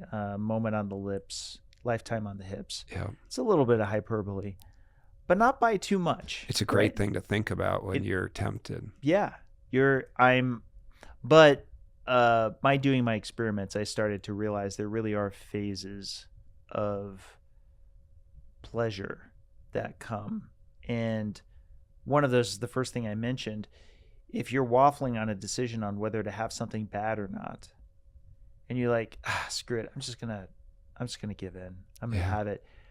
The first form of pleasure is actually just relief from indecision. Yeah, when you've made a decision. Yeah. So it's not even, that's like the first thing I'll feel. Mm-hmm. If I decide that I'm going to cheat on something, I'm like, all right, well, now I'm not having to be haunted by the decision. And then it's after that I'm having I'm looking forward to it. And there's literally this dopamine hit of looking forward to it. Mm-hmm. I'm sure everybody's experienced this before where you do make a plan to cheat on something that you're normally quote unquote good on. Mm-hmm. And then like, let's say it's a store that has the food or a restaurant that has the food of interest and it turns out that they're closed. Yeah. Or something like that. Right. But you're sort of in this mode. It's like, no, I made my decision. Right. So now you're looking for something. You're looking for something comparable, some way to balance the universal scales of cheating that you created. Right. Mm-hmm. But again, it does fascinate me that we can be cognizantly aware. Like we're aware of the thing that we're eating is not good for us, that's causing long-term issues with health. Mm-hmm. What always comes to mind for me is the person smoking out of the tracheotomy. The tracheotomy, right? Mm-hmm. Like they're in that state literally because of their smoking habit. Right. But the enjoyment is such that they would take it to that extent to where that lingers in my mind because we can have the information in our brain. Right. Including how it affects us personally. It's not just some abstraction somebody's telling us, do X and Y and you'll feel better. No, we actually could have that. We could even have the blood work. We could even have the blood work that shows us the numbers. Yeah. It's not a data-driven decision. Right. And then we'll still make the choice. Mm-hmm. We'll cross the street. We'll go into the restaurant. We'll wait in the line. Yeah. We'll order from the menu. We're looking down at it. We're aware of all of those aspects. You have so many times that you could break the Right. sequence, and you don't. You just Right. keep plowing right through. All of us do it. I've done it. And it'd be one thing if we just didn't know. But we do know. We know that we're consuming a food that's bad. So I want to bring this back to why the vegan plant-based thing is understandable, because when the alternative is between the delicious cake and something I just really, lima beans, Yeah. I'm going to be like, this is just, I will leave. There's Right. no point. Mm-hmm. If it's between the delicious cake and the steak is good. Man, I really did want to have that cake, though. I had it in my mind. But what the heck? I'll get used to it. I can get used to the steak. It's delicious. But that's why assisted living is so good, because it's really out of sight, out of mind. Exactly. You just never see the cake, so you don't. And you miss it at first, but it goes away. And you don't serve lima beans. I don't serve Definitely not anymore. You can get to where you really do enjoy the eggs, even if the eggs are served a lot. Right. We fry them and scramble them, and all the different sunny side up kind of stuff. But you can still have the quote unquote treat, but you move the Overton window. Yes. To where it's chaffles with the sugar-free syrup, right? Which may not be as good for you as the eggs, right? But again, you've changed the range. It's not a hot fudge sundae. It's not a donut. Yes, exactly. It's not pizza. Right. So but when we have people come into our home, my health coach often sits down with the family and says, "What does she like?" And then she tries her best to find food that we can't be like a short order restaurant where everyone gets their own thing. But we'll, on Tuesday have what Bill likes, and what Thursday we'll have what Mary likes, kind of thing. And then they feel a little appreciated too. It's not like you're just going to eat what we put in front of you. It's how can we tailor this to make it as easy on you as possible. Right. Now let's talk about literally diseases. The one that's broadly killing the Western world is diabetes. Yeah. If you've got all of these residents, or at least the majority of them, keeping it 50 carbs or less, I've got to imagine you're seeing real world improvements within the home. Oh, we've taken people off diabetes medications left and right. Yeah. Yeah. That's an advertisement. Yeah. How can you not want to advertise that to just about anybody who's considering putting their parents in assisted living? I have yet to have someone move into my assisted living home that has dementia that isn't a complete sugar addict. Like, really? Yeah. Maybe there is. In 10 years, I can't say 100%, but it's the vast, vast majority, to the point where we had before I really went full keto, we'd have sugar packets for the coffee out on the table.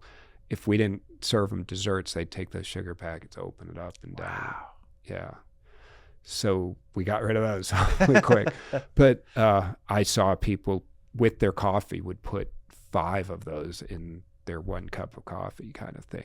And you look at, everyone talks about Alzheimer's being type 3 diabetes. People aren't so afraid of diabetes. They're afraid of dementia. But you get diabetes, your chances of dementia go up by like 60-70%. Everyone thinks it's the gene and my mom has it, so I'm going to get it. No, that's not true. You can fight it. My grandmother had it. My mom's sharp as a tack at 86, her daughter. So to me, that is the root of so many chronic diseases. I see diabetes in my homes, and then another chronic disease that they have.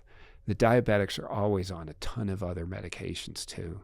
That's my personal nemesis, and to see so many children having diabetes now, it just destroys me, because I just think, from an assisted living homeowner, I'm like, the population of people who need my services is just going up every day. But as a human being, Yeah. I am just blown away by this is such a treatable condition, and it leads to so many other bad outcomes.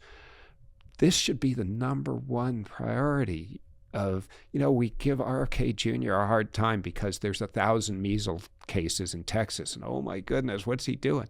There's like 1.5 million people who get diagnosed with diabetes every year, and no one says anything about it. Yeah. And it's heartbreaking because it's definitely the major disease of my family. The challenge cases I mentioned from earlier that I want to kidnap and take to my island.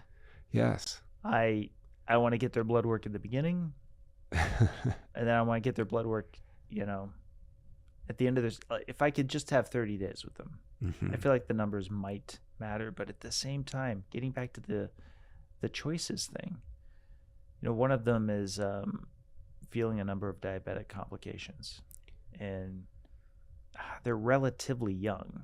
They're not that much older than I am. Right. And it is, to your point, I definitely think hyperinsulinemia, it's like the trunk of the tree of all of these bad branches of different things. And yes, I'm embarrassed to concede that I was one of the many people who would think, oh, I hope I don't have the bad luck of the draw and get Alzheimer's. I've had doctors tell me when they were in residency, they were told, don't recommend a diet to these diabetics. Tell them they can eat whatever they want. We'll control it with insulin. Yeah. And I just how do you, your conscience? No. Well, it'd be different if we didn't already have the science. Right. It's 50 years old now. I speak often on this podcast about Joseph Kraft, but Joseph Kraft was already showing how predictable diabetes is if you just watch the insulin. Yeah. Right? Even type 1, you're going to have to take insulin, but you can take a whole lot less. Right. Well, you saw our documentary. I saw your documentary illustrated beautifully with that little kid. What a fantastic family that was. Yeah, and just the being able to interview the GOAT, Dr. Bernstein. Oh, yes. Yeah, we were in tears at the end when you put up his, 2025 death thing. Yeah, he died at 90. Ugh. A type 1 diabetic making it to 90. That's incredible. And note that he started later. Yeah. Because he's the one who originated this science. So he was trying to manage his diabetes with, as he put it in the movie, industrial strength insulin. Yeah. And like the smart man he is, being mindful of his own health, he went, I wonder if I can just hack this, this monitor, and then just start testing my own glucose and then start just monitoring against it. Sounds like an engineer. Yes, because he is. He is. And then he did something I would not do, though. He went to medical school and actually got the degree in order to get the doctors to listen, who ultimately wouldn't. Right. But was then able to actually treat patients. And something that didn't make it into the documentary is that he was called upon often to testify for things like custody battles, where say the mom would have the child, the type 1 diabetic child, on a low-carb diet. And the father would be trying to go for custody and be like, that's just ludicrous. She's ruining that child's quality of life. Well, that's great. The mom, they knew about low-carb diets. Yeah. And that's why there needed to be somebody like Dr. Bernstein to testify as an expert witness that, no, actually, you're prolonging their life. This parent is looking out for the welfare, the long-term survivability of their child, right, by making sure they stay on a low-carb diet. That's awesome. Type 2 diabetes, I'm more open to other options beyond low-carb. Just they're harder, things like calorie restriction. Yeah. Type 1 diabetes, I don't even know why there's a debate. Yeah. There should just be a recognition that insulin levels are highly correlated. Exogenous insulin is highly correlated with mortality in type 1 diabetics. The conversation should start with having lower carbs. Yeah. It's such a no-brainer. It is. I, Yeah, it's crazy to me because I see it every day in my assisted living homes. Like blood sugars just get normalized and lower. And, the biggest worry we have is a lot of people come with us doing industrial strength doses of insulin. And so when we put them on this diet, we have to worry about them going the other way. We have to work with the doctors to go, okay, as we lower the blood sugar, we got to lower the insulin. Yeah. Well, and same thing with the meds, right?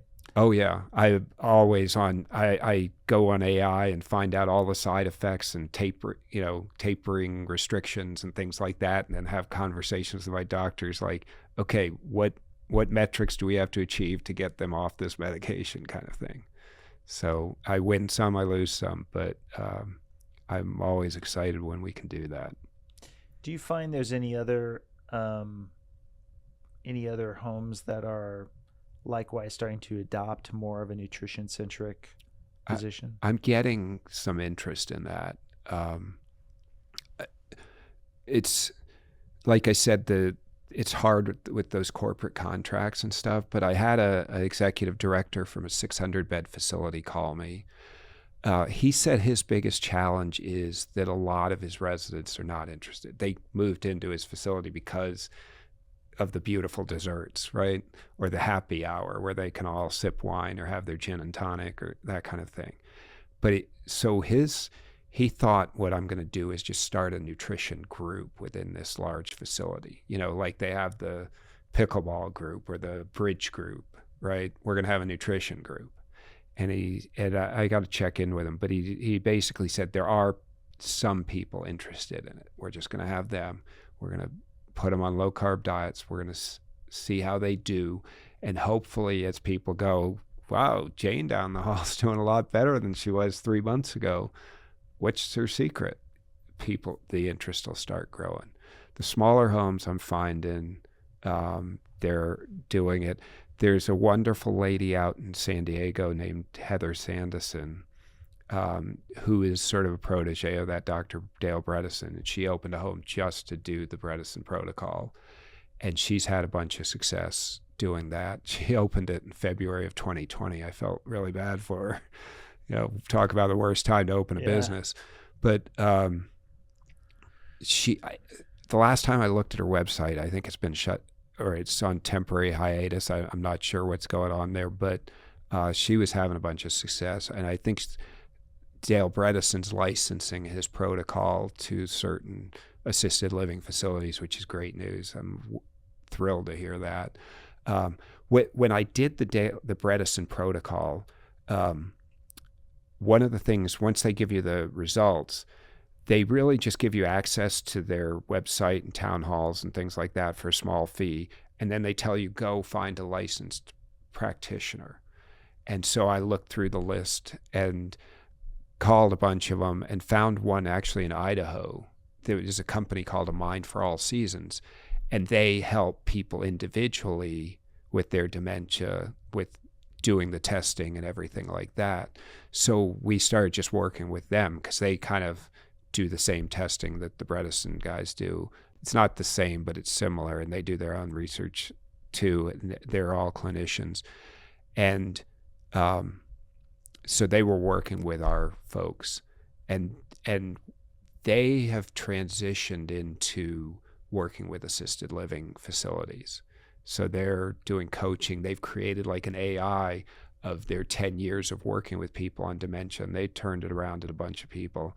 And so this AI makes it so when a caregiver is like dealing with a resident who refuses to take a shower, she can say ways of encouraging a resident to take a shower on her phone, and it'll come up with a whole bunch of caregiver techniques and things like that. So there's a bunch of different resources out there that are working to bring this more into the assisted living community. Those guys deal more with dementia, but yeah, along with the diabetes thing, we've had, I'd say, half a dozen people lose over 70 pounds in weight. We've got 2 ladies who've lost over 240 pounds. Wow. Yeah, and it was not Ozempic. One of the ladies took a little Ozempic, but The other lady has not taken any drugs. She was a nurse for 35 years, and she had never heard of the ketogenic diet or nutrition. She came to us weighing 460 pounds, been bedbound for a long time. Our trainers got her up and walking. So our goal is by August, she will get on a plane and fly home to upstate New York. So the weight loss is tremendous to see, and the people are thrilled with it. And the diabetes and the insulin resistance goes with that. My health coach says you've got to take care of the insulin resistance to really have effective weight loss. Otherwise you're really fighting a bad uphill battle. Yeah, that's the problem. Is I think there can be a lot of debate on how you get to the point of severe insulin resistance. Mm-hmm. A lot of people who've been on here would push back on whether it's just carbs or even just insulin itself, that there's more to the story. Regardless, the question is, at the point where you do have a dysregulation of glucose in your body,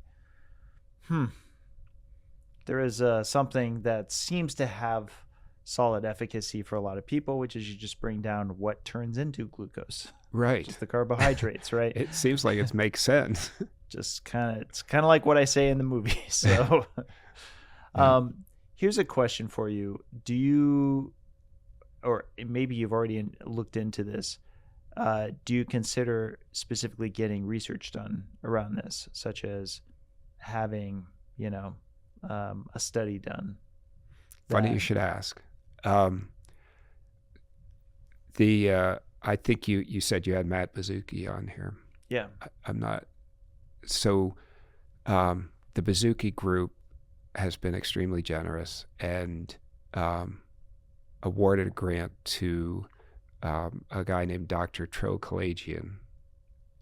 He was in your movie, I believe, several times. Trying to get him on this podcast, but he's a busy guy. I will work on that for you. Thanks. To do some metabolic health in an assisted living environment. They called me up and said, "Can we do it in your homes?" And I was like, "Yeah, please." So they came out 2 weeks ago and spent 3 days with us, Dr. Tro and two other great doctors, Laura Buchanan and Kelly Curtis, and saw our residents, saw how we did everything. So we're going to enroll 15 residents over the next year to year and a half. Not current residents so much as newly moved in, because they don't want to, hey, you've been doing a bunch with them already, it might tamper the results a little. So they're going to move in, get basically free concierge medical care from Toward Health, which is Dr. Tro's organization. And they're going to do a bunch of labs when they first come in. They're going to monitor them. They're getting my managers all certified and doing MOCA tests and dementia testing, things like that, so we can do periodic testing of them. And then in a year or so, do another bunch of labs and be able to show the results of what we've done. And it's across the board. It's not like we're just concentrating on dementia people. It'll be diabetics. It'll be people who need to lose weight. It'll be Parkinson's, all kinds of chronic diseases. But there's basic lab work you can do. And like we said, a lot of it's blood glucose. So, how do we, with metabolic health, show improvement in assisted living? Hopefully get a couple of them to move back home. And if they do move back home, Dr. Tro's team's going to follow them and provide care for them at their home as well. So if one of them moves back home, it's not like you're out of the study. We want to get at the end of the year, because ideally we want to track the ones that go home to do that and replicate it in as many assisted living facilities that'll have us as possible. What people have to realize is you're not going to send everyone home by any means. You're going to get people on hospice come to you, and they're not going to go home. I can tell you, we can get them off hospice for a while, but chances are they're going to go back on. But how great an advertising thing to have people go home. So I'm trying to incentivize all these assisted living businesses to say, this isn't a bad thing to do. It's a good thing to do. It's good for your business as well as your soul. And like during COVID, I didn't lose a single person to COVID for a nursing home or assisted living, that's a pretty good track record, because that was ground zero for where people were dying. And I had one home go 2 years through COVID without losing anyone for any reason. And this is despite being locked up and masks and all that. But we still fed them well. I still brought my personal trainer in, still exercised them. We put them outside every day in the sunshine. You know, did I follow the rules 100% to the letter? I don't know, maybe not. But they all survived and did fine. So, you know, when you have people stay a lot longer, I have a lady who came to us heavily diabetic in 2016. One of my first move-ins, was in a wheelchair, was really not doing well. She's still with us in 2026, 10 years later. She can walk on her own. She is a walker from time to time. She goes gardening in our backyard. We've told her multiple times, you should go, you're doing fine. You can go back home. She's like, I live alone. You make great food here. You do my laundry. Why would I move back home? And I'm like, you're a wonderful lady. You're welcome to stay. No, so, but that's and another. She's not diabetic at all anymore. Yeah, see, that's another thing too, is if you're trying to also bring it back to the business front. Like, let's say that I'm bringing a loved one to your home. If I know that they can get if I know it's a commonality enough that some folks actually get to a point where they can leave, and that you're encouraging of that as the place I'm taking them to, that's good. But thing number two is, let's say that there's just no getting around it, that like a lot of people need assisted living for reasons above and beyond diet anyway. Right. And there isn't any coming back from, but there is an improvement in their quality of life now, where right. They can improve. You can deprescribe them off some of the medication because they've gotten rid of the diabetes. Just like you talked about, they thought that they were wheelchair bound until the end of days. Right. And now they find they can get around, even if it was with a walker. Right. The fact that they're up and moving is already such a huge boost to their quality of life. Mm-hmm. It could even be a longer span of time because their quality of life is better, so they don't expire as quickly.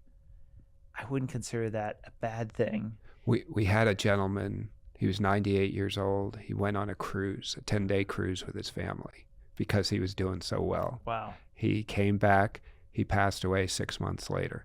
But he passed away one morning sitting in a recliner, right after breakfast. He just went, and dead. Yeah, and I'm like, that's what I want for everyone. Exactly. That's exactly what I want. I want that exact scenario. And that 6 months from the cruise to his death, couldn't have been happier. Thrilled that he got to go on that cruise. And that's what people can do.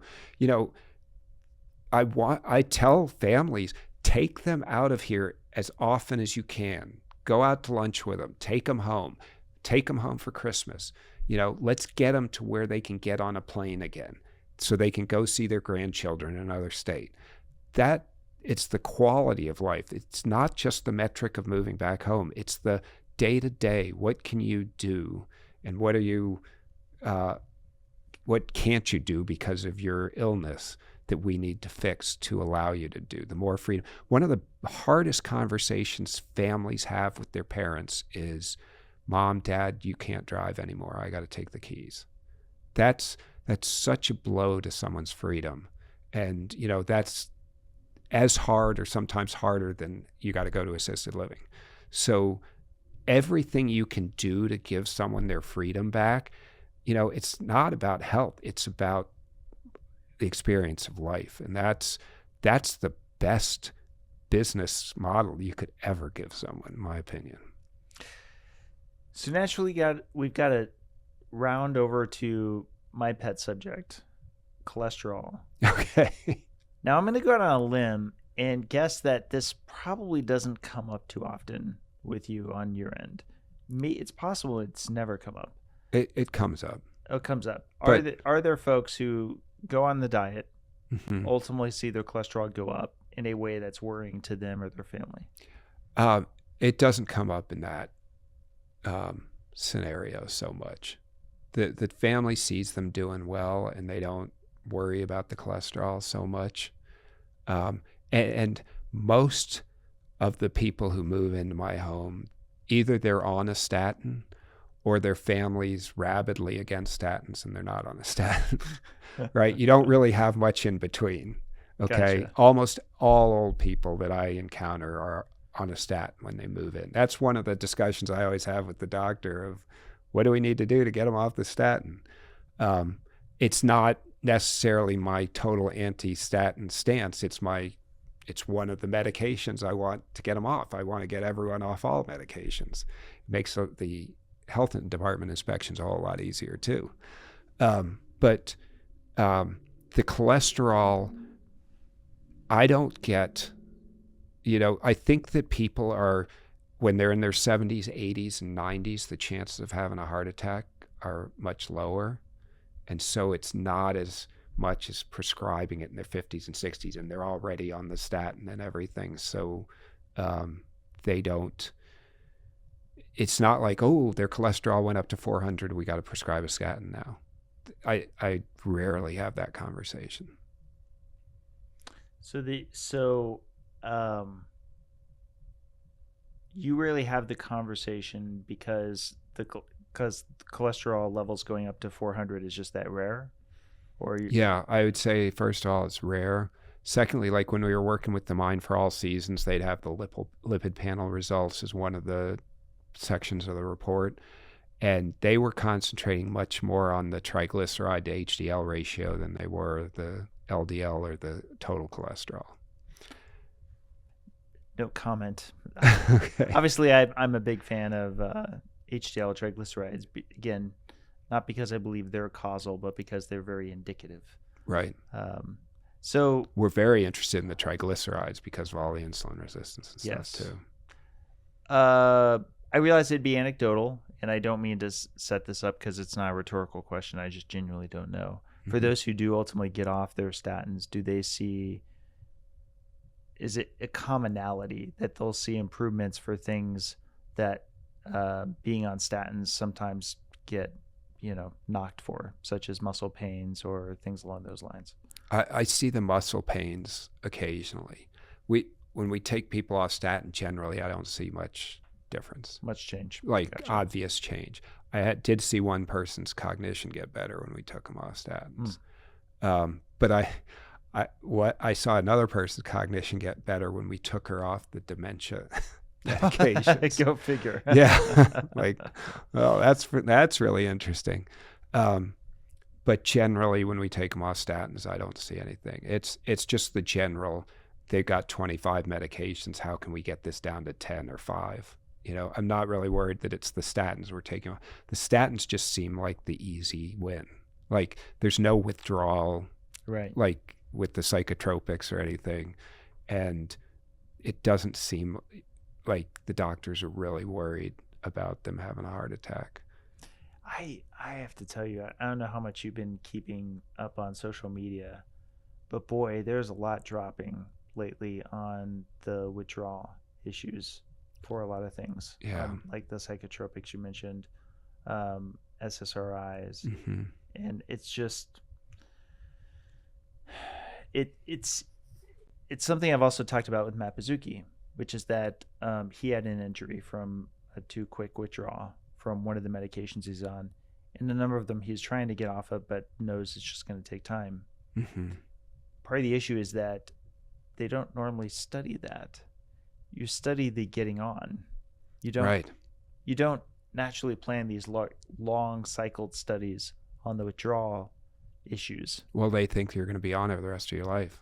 Yeah, which is another one of those issues, which is like, can you, even then, if they're, as with any drug, if you're going to say, we're building this so it can be something that you'll be on for the rest of your life, but is there a trial for the rest of people's lives? Right. That we can then look to so that we can confirm or disconfirm long-term adverse effects. Right. Well, there's more and more.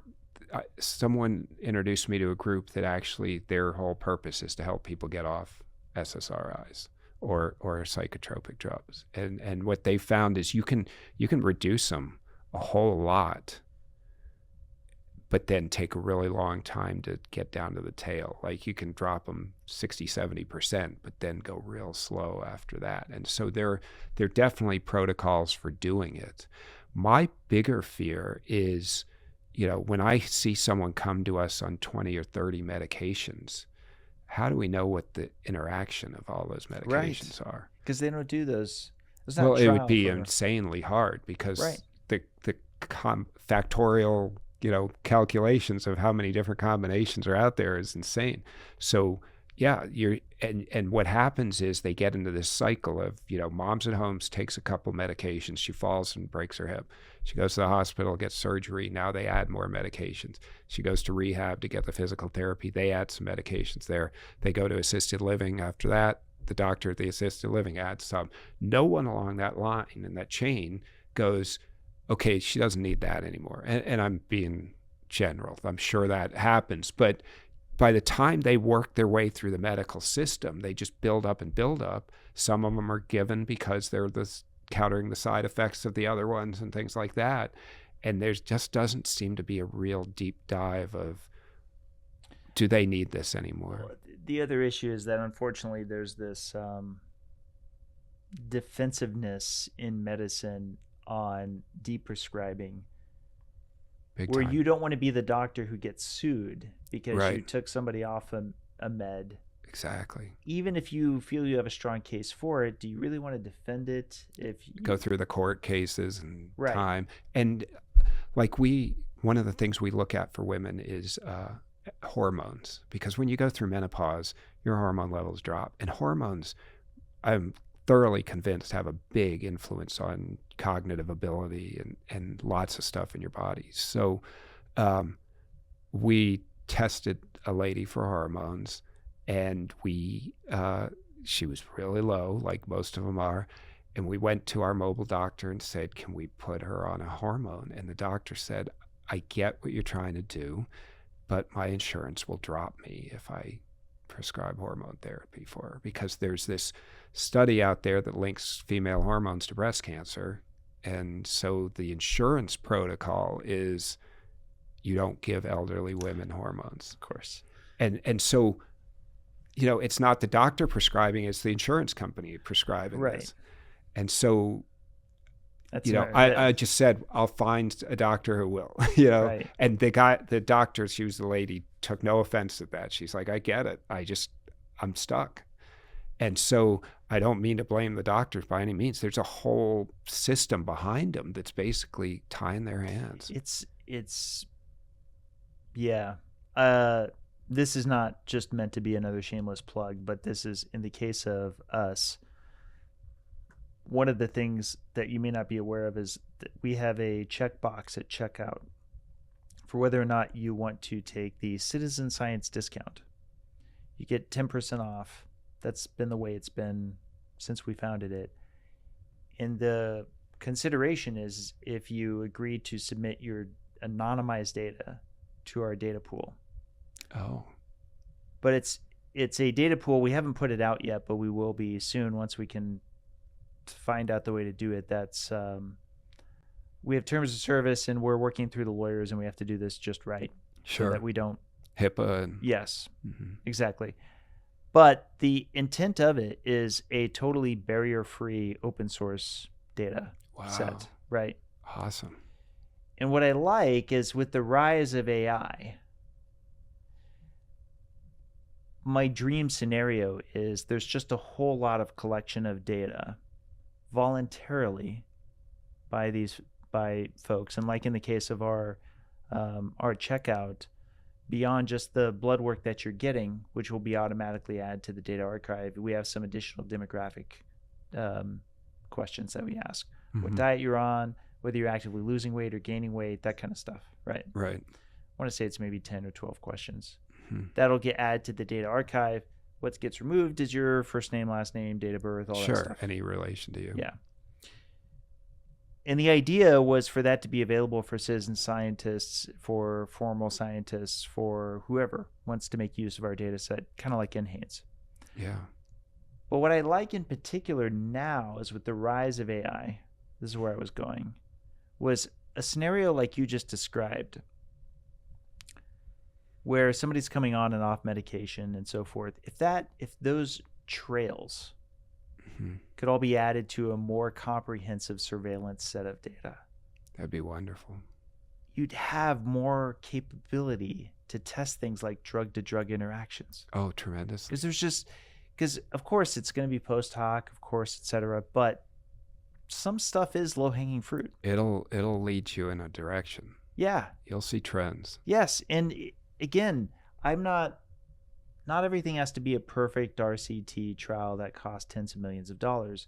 Sometimes you are going off of a lower level confidence of data, but for which you have something to go off of. Right. For me, it's all back to choice. I determine how much information I need to make the choice I want to make. Right. And that's what we're doing right now with our research. That's great. Our the movie is centered around our study, the Keto CTA study, and it's observational in nature. It's totally single arm at first. Mm-hmm. The new study will be with a control group. Oh, okay. Are there, though, people, including myself, who are basing some amount of my decisions on the data set that we have in hand? Yes. Mm-hmm. Does it hit some special line where it needs to either be completely true or completely false, or completely activated or completely not? No. That's the story of the ketogenic diet itself. It right? seems I have seen very little in medicine that is black and white. Right. There's always someone that's an exception to the rule, it seems like. And this is where I get very hopeful for AI if we use it for good and not evil. Right. So yeah. there is this other issue. This other issue is that I'm also well aware that AI's and by the way, I intend to have a whole bunch of experts on here eventually, even though I love nutrition, I love medicine, and so forth. Right. I'm an engineer. Yeah. Love discussing these LLMs. I love getting into the depths of them. But, some AI experts. Yeah. Awesome. Great. So I think those will be some interesting discussions. Yeah. But it could go either way. You would ideally hope that the training allows for greater capability of objectivity. Yes. But that's got to be literally part of the kernel of the training. There are top-down directives that these things have. Mm-hmm. They usually are based on the business interests of the business that's hosting the LLM. Well, that's true of a lot of studies in medicine too. Don't I know it from trying to publish papers? Oh, I bet. Because peer reviewers have a lot of capability to nudge you in a certain direction with your language. Right. Even if all I'm wanting to do is just present data. Yeah. But what can I do? That's just, and a business might say the same thing, and the lady you're talking about might be saying the same thing with regard to insurance. You're right. There's these influences that are not necessarily based on data. Oh, yeah. But, have their claims as to why it is that they want to enforce it. Mm-hmm. And then we all have to kind of, play by that tune. Yeah. So I agree. I've been talking to a hypnotist about, I wonder if this would help my residents kind of thing. And he wrote a book about sort of influence and how you can persuade people and things like that. I read it mostly for marketing, but it got me thinking about the residents. And one thing that really struck me in there, he said, was everybody's irrational. And every way they think is irrational. And, when people say I'm bringing data and I'm being objective, they're not. Right. They use that data to persuade people to go in the direction they want. And it's not rational. The data looks good and everything, but underlying. And the more I thought about that thought, and even listening to doctors or people on TV or something like that, I'm like, I started picking up, I can still see hints of bias there. Yeah, this is why, like, the appropriate way to set up experiments is to put all that time and effort into the question and the protocol to get to the question.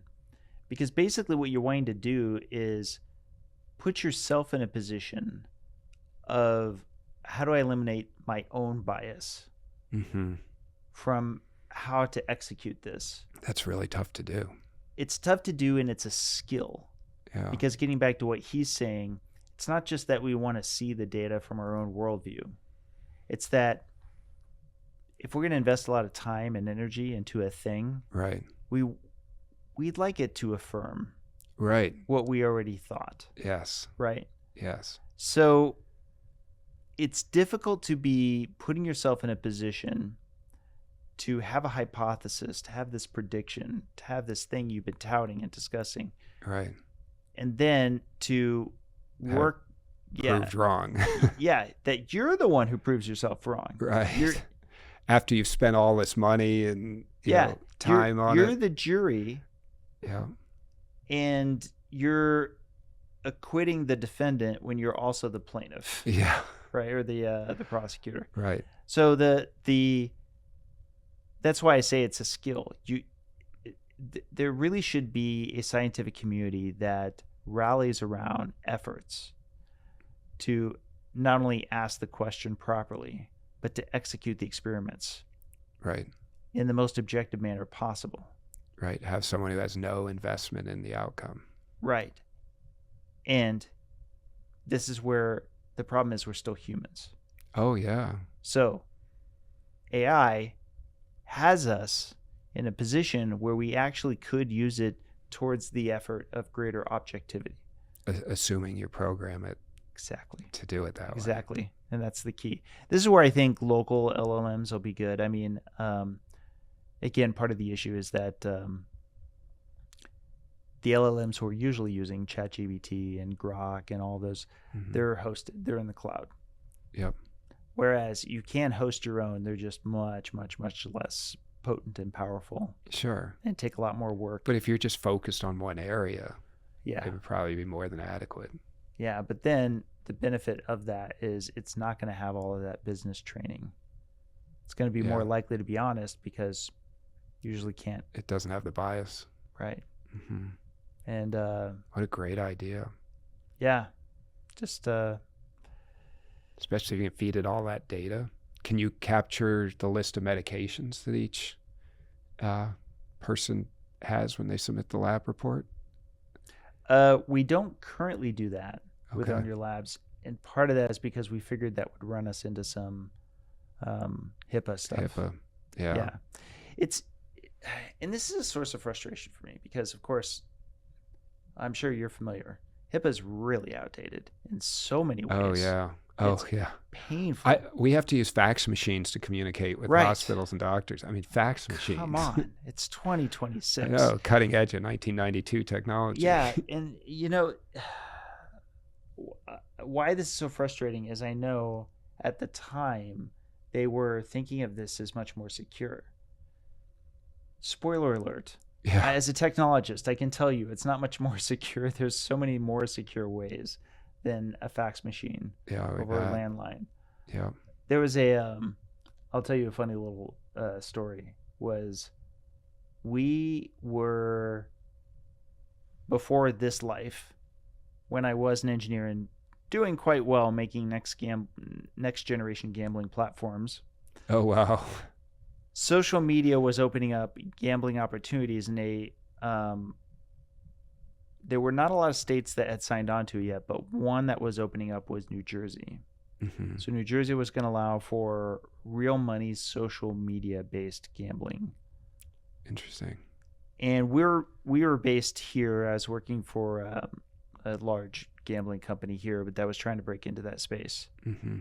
And they were like, "Oh, we got to get on this." So, write up a spec that meets all of their regulatory requirements.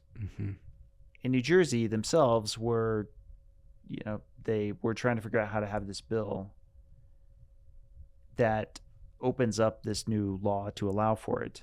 Right. And they wanted to be sure, though, that it was secure. And so the way they wanted to be sure that it was secure was to enforce that the servers for a given gambling platform need to be located in the casino of that business. So if it was like Caesar's Palace in Atlantic City or something. in Atlantic City, so that it would be the most secure, the servers needed to be inside that casino.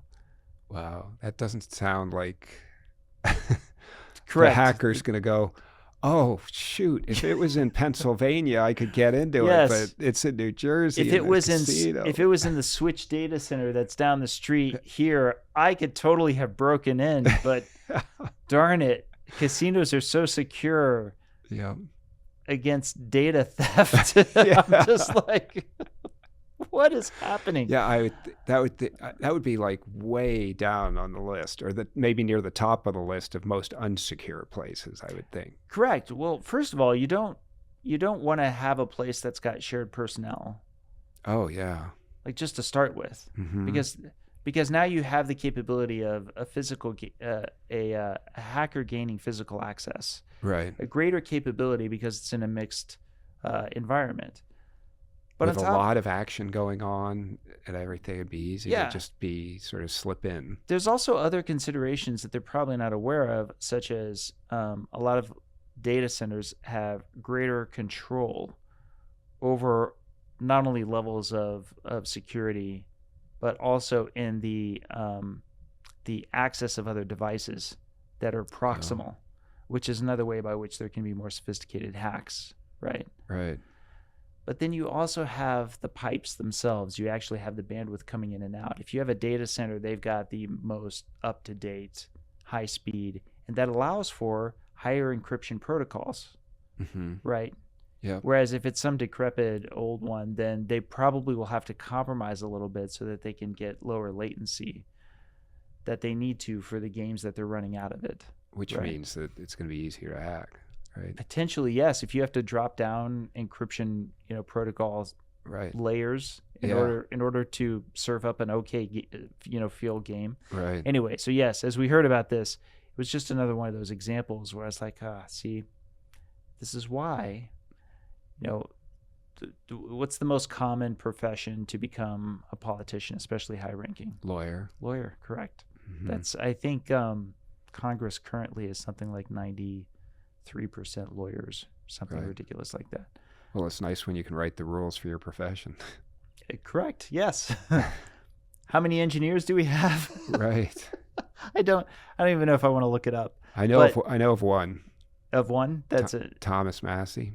Oh yeah. He's an electrical engineer. Yeah. I do wish that there were more engineers. Yeah. The thing is, I also know why they wouldn't become politicians, because it'd be such a downgrade. Yeah. They would lose so much money relative to. I was guessing it was because engineers are all introverts. And politicians have got to be extroverts. That's kind of true too. Also, I'm a little bit of an outlier among my engineering friends, but they would concede that they don't often have the best bedside manner. Engineers will just tell you the hard truth. Absolutely. When I was in manufacturing, I worked with engineers all the time, so they were not shy about telling you this won't work. Yeah. And this is another thing that I don't like about research is, if I'm in a room of researchers, even if I myself am not one, or particularly doctors, then I'm trying to be very, very mindful of hierarchy. Yeah. Whereas if you're in a room full of engineers, it could be, Bill Gates could walk into a room full of juniors. And if he says something ridiculous, right, the junior engineers will absolutely pile on and be like, why would you say that? Blah, blah, blah, blah, blah. Right. They wouldn't feel like their careers were in jeopardy. If anything, Bill Gates should be somebody who goes, oh, yeah, all right, yeah, you got me. I was wrong about that. Yeah. You would never do that. No. I've had to learn this, because if you offend somebody that's high ranking but is also part of your network that you need to work with, even if what you're saying is factual, even if you're trying to say it for the interest of like their department or them or something along those lines, you've got to be super, super careful. because you do not want to offend anybody that you're working with. And when I say that, I mean risk offending. Like there's some times where I was saying something that I thought, again, just factual and for the benefit of all of us. Right. But that, cut a little bit on the risk side. Contradicted. Yes. Something they said. And that's the part that drives me nuts, is because science is truth seeking. It's supposed to be about getting to what the real answers are. Yeah. And I always had the Hollywoodized version of scientists, which is that you could say anything as long as you're talking about reasons and fact. Right. Right. Yeah. But I even had that version of college where there would be like the arguments with the professor, and they would concede a good point that their student made. Ideally, that was what you want. Yeah. But instead, they try to punish you. I've been on the other end of that too. But, I mean, when I ran that machine shop, I had engineers save me a ton of money. I think for me, it came from, I long distance past, I was an Air Force and airline pilot, and I flew C-130s in the Air Force, and we had a flight engineer in the seat between the pilot and co-pilot. He saved my life a couple times. Like, he noticed something that, and he was not shy about, hey, you're out of fuel, or something like that. So with pilots, it's like, this is life or death. Like, you say, you keep quiet about something, you might run into a mountain or something like that. Right. So please bring it up. And they used to have a formal process in the Air Force. They called it timeout. Like, if things are getting crazy in the cockpit or something, someone calls timeout. We call ATC. We start holding or doing circles in the air. Calm down, figure it out. Okay, we got it figured out. Keep moving, kind of thing. And anyone could say it. There was no rank involved. And you really appreciated that. But I don't think you get that. It's not a life or death environment in these networking groups, or hierarchies. And so now it becomes feelings and emotions and pride, and Yeah, and unfortunately, the thing is, and this is the dark irony, it actually is life and death. It is. I know. It's just not in that moment. Like with pilots, it can be right in that moment.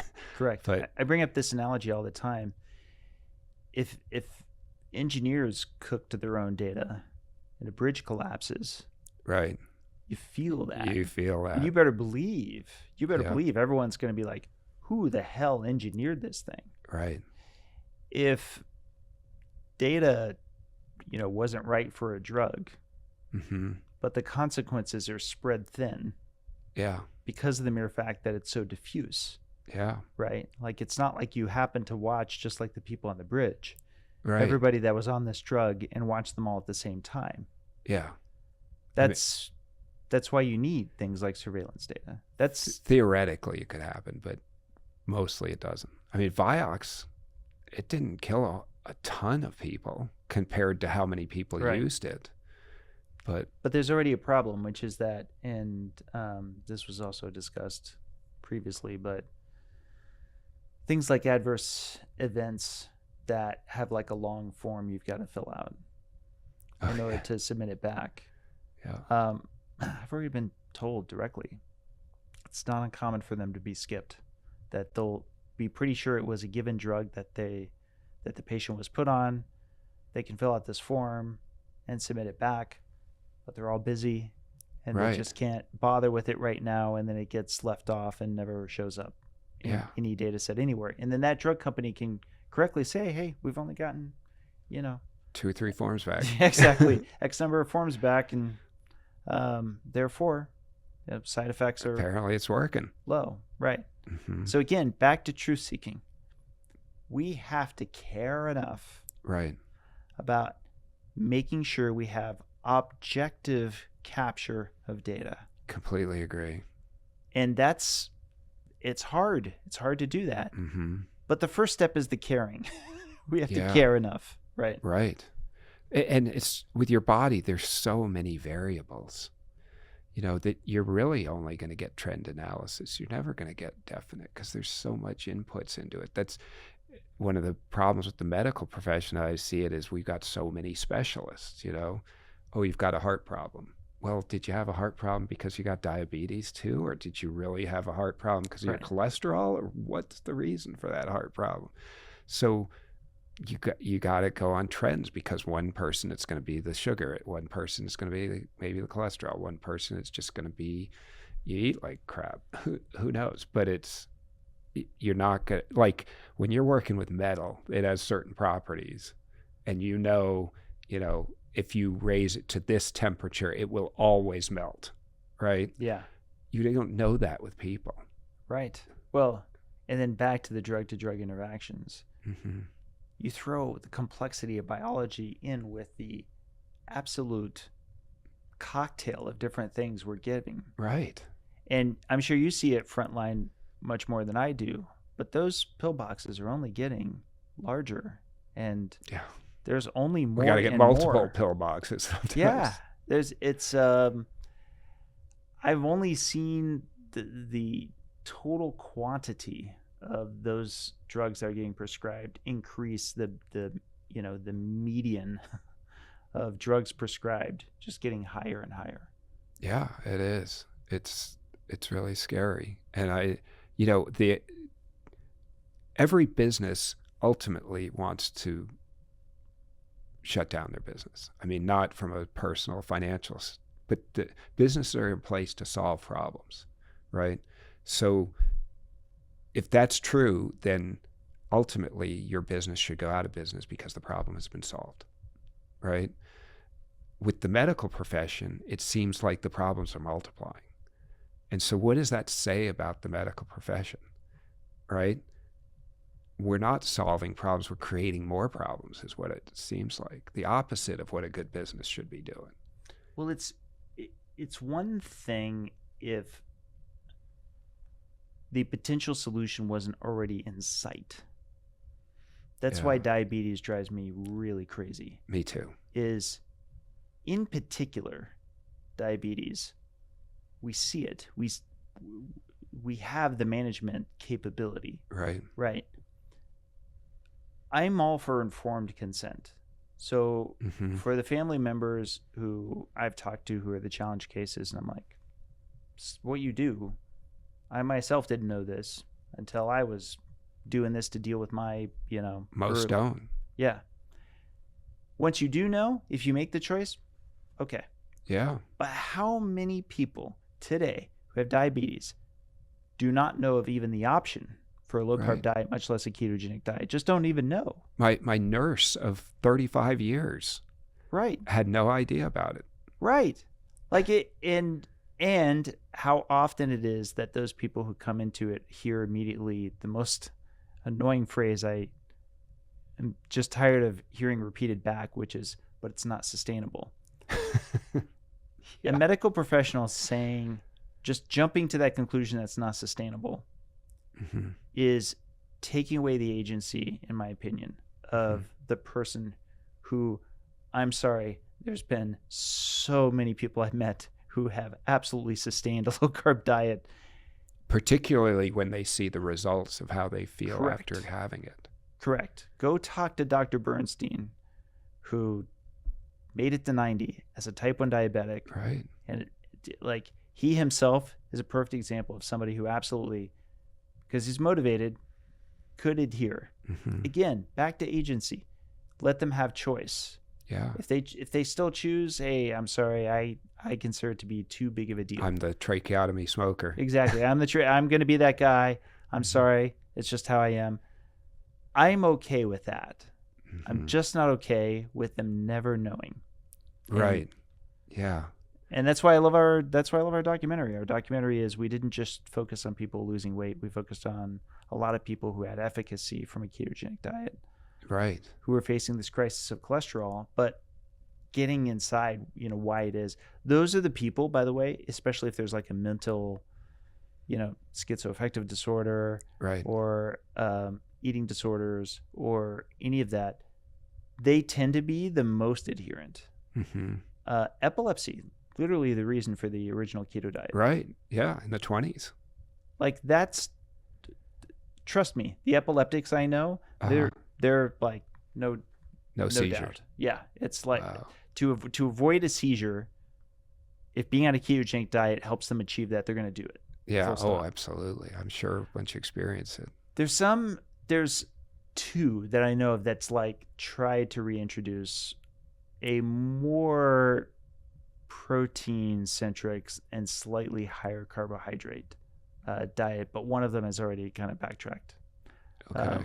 because it didn't work. didn't work. The seizure came back. Right. So Yeah, the seizures kind of keep you in the lane of ketogenic exactly. diets. That's a highly consequential, immediate thing. Right. And that's different than, grandma made her pie and I'm going to have it and then I'm going to gain a little bit of weight, whatever. Right. When you have that kind of feedback response, then it's pretty powerful. I think an aspect that a lot of people overlook is the mental aspect and the attitude. Right. Too. And it just drives me nuts when I hear a doctor say, you have dementia, get your affairs in order, there's nothing you can do. And they're 58, 59. And you're just like, okay, even if that's true, they're going to be living with this dementia for 10, 15, 20 years potentially. Every day, should they just wake up and go, nothing I can do, it's just going to get worse? Or should they try to go down swinging? If you're in a fight and it's for your life, you don't just go, well, he's bigger than me, so you're going to be like, I'm going to do everything I can. If I die here, so what? Maybe I can take him with me. So why not the doctors say, I've seen improvement, or I've heard of improvement, or look at these studies that show improvement, because they're out there. Dale Bredesen's done some RCTs on it. And feel free to couple that with it'll take work. Yeah. There's not a simple pill solution. Right. You need to actually change your You eating gotta do habits, this. and you need to. But I'm on your side. Let's do this together, kind of thing. Yes, that's what you do. That's because you generally get two reactions from people when their doctors say you got 6 months to live or something. You either get, well, that sucks, I'm going to roll over and die, let me go make sure the will's good, and we'll just do whatever. And you get, I'm going to prove you wrong. Yes. Which is a very engineer thing to say, by the way. It's a really engineer thing to say. So how do we get people on the I'm going to prove you wrong? Or do we change the presentation of your condition to let's fight this till the end? Well, you just laid that out. Like there's already I think there should be a difference of sentiment. Mm-hmm. I think if somebody comes to me and they found out that they're now late, diagnosed type 1 diabetic. Right. And they're now very concerned about it. Right. My answer is not going to be like, oh, so sorry to hear that. Right. It's a progressive disease. And, just so you know, I know the statistics, type 1 diabetes, you're probably going to die a good 12 years earlier than everybody else. Right. So you should keep that in mind, if you're planning for the future, that kind of thing. What does that do for you? Right. I'm already just casting the pall over you by having these discussions. Like in my eyes, I'm already seeing you as kind of like walking the shorter plank. It's like telling a fat kid you're going to be fat all your life. Yeah. Deal with it. Which is what Tro was discussing. Yeah. Anyway, I like David Unwin. Mm-hmm. He does a very love and logic kind of answer, which is like, well, so you've got two main options. You could be on drugs. I forget the way he puts it, like, medical therapy or something like that for the rest of your life.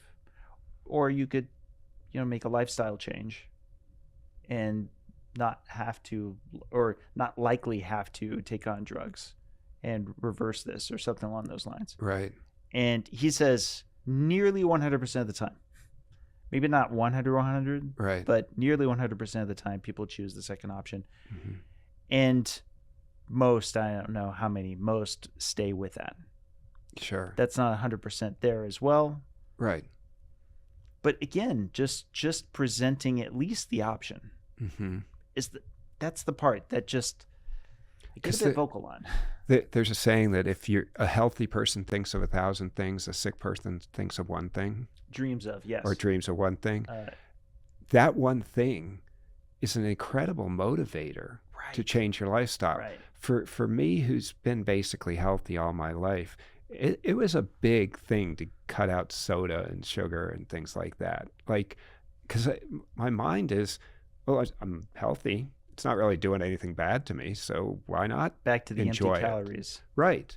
But benign. But someone who's lost the lower part of their leg to diabetes, like, I don't want to lose the other leg, right? Right. Or is constantly thirsty, or, you know, urinating all the time, or whatever their symptoms are for diabetes, or having worse, you know, shocks, crashes, that kind of thing. That constant thought would be a huge motivator to change your lifestyle, because it's always there bugging you. Like, right, I need to get rid of this. When I'm sick, I'm looking around for everything I can to get healthy again.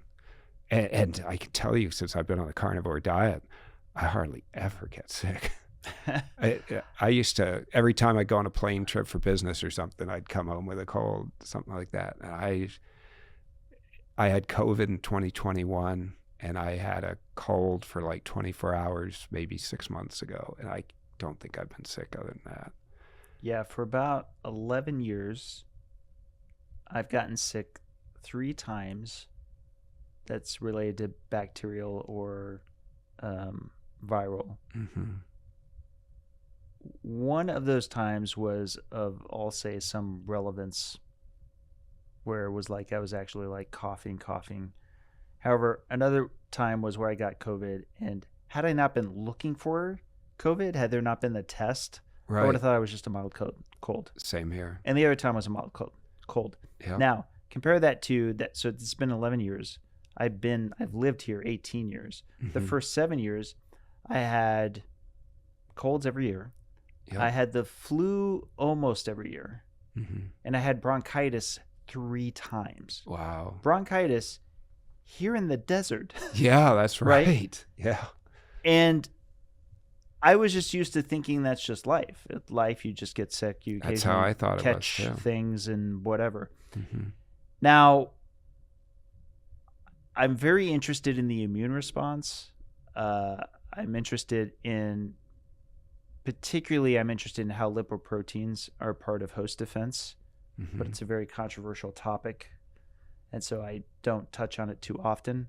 Yeah. However, they carry alpha tocopherol, discuss that a bit. That's vitamin E, which is relevant as an antioxidant, and a number of other things that I've been very genuinely curious as to how much that could be relevant for things like infection.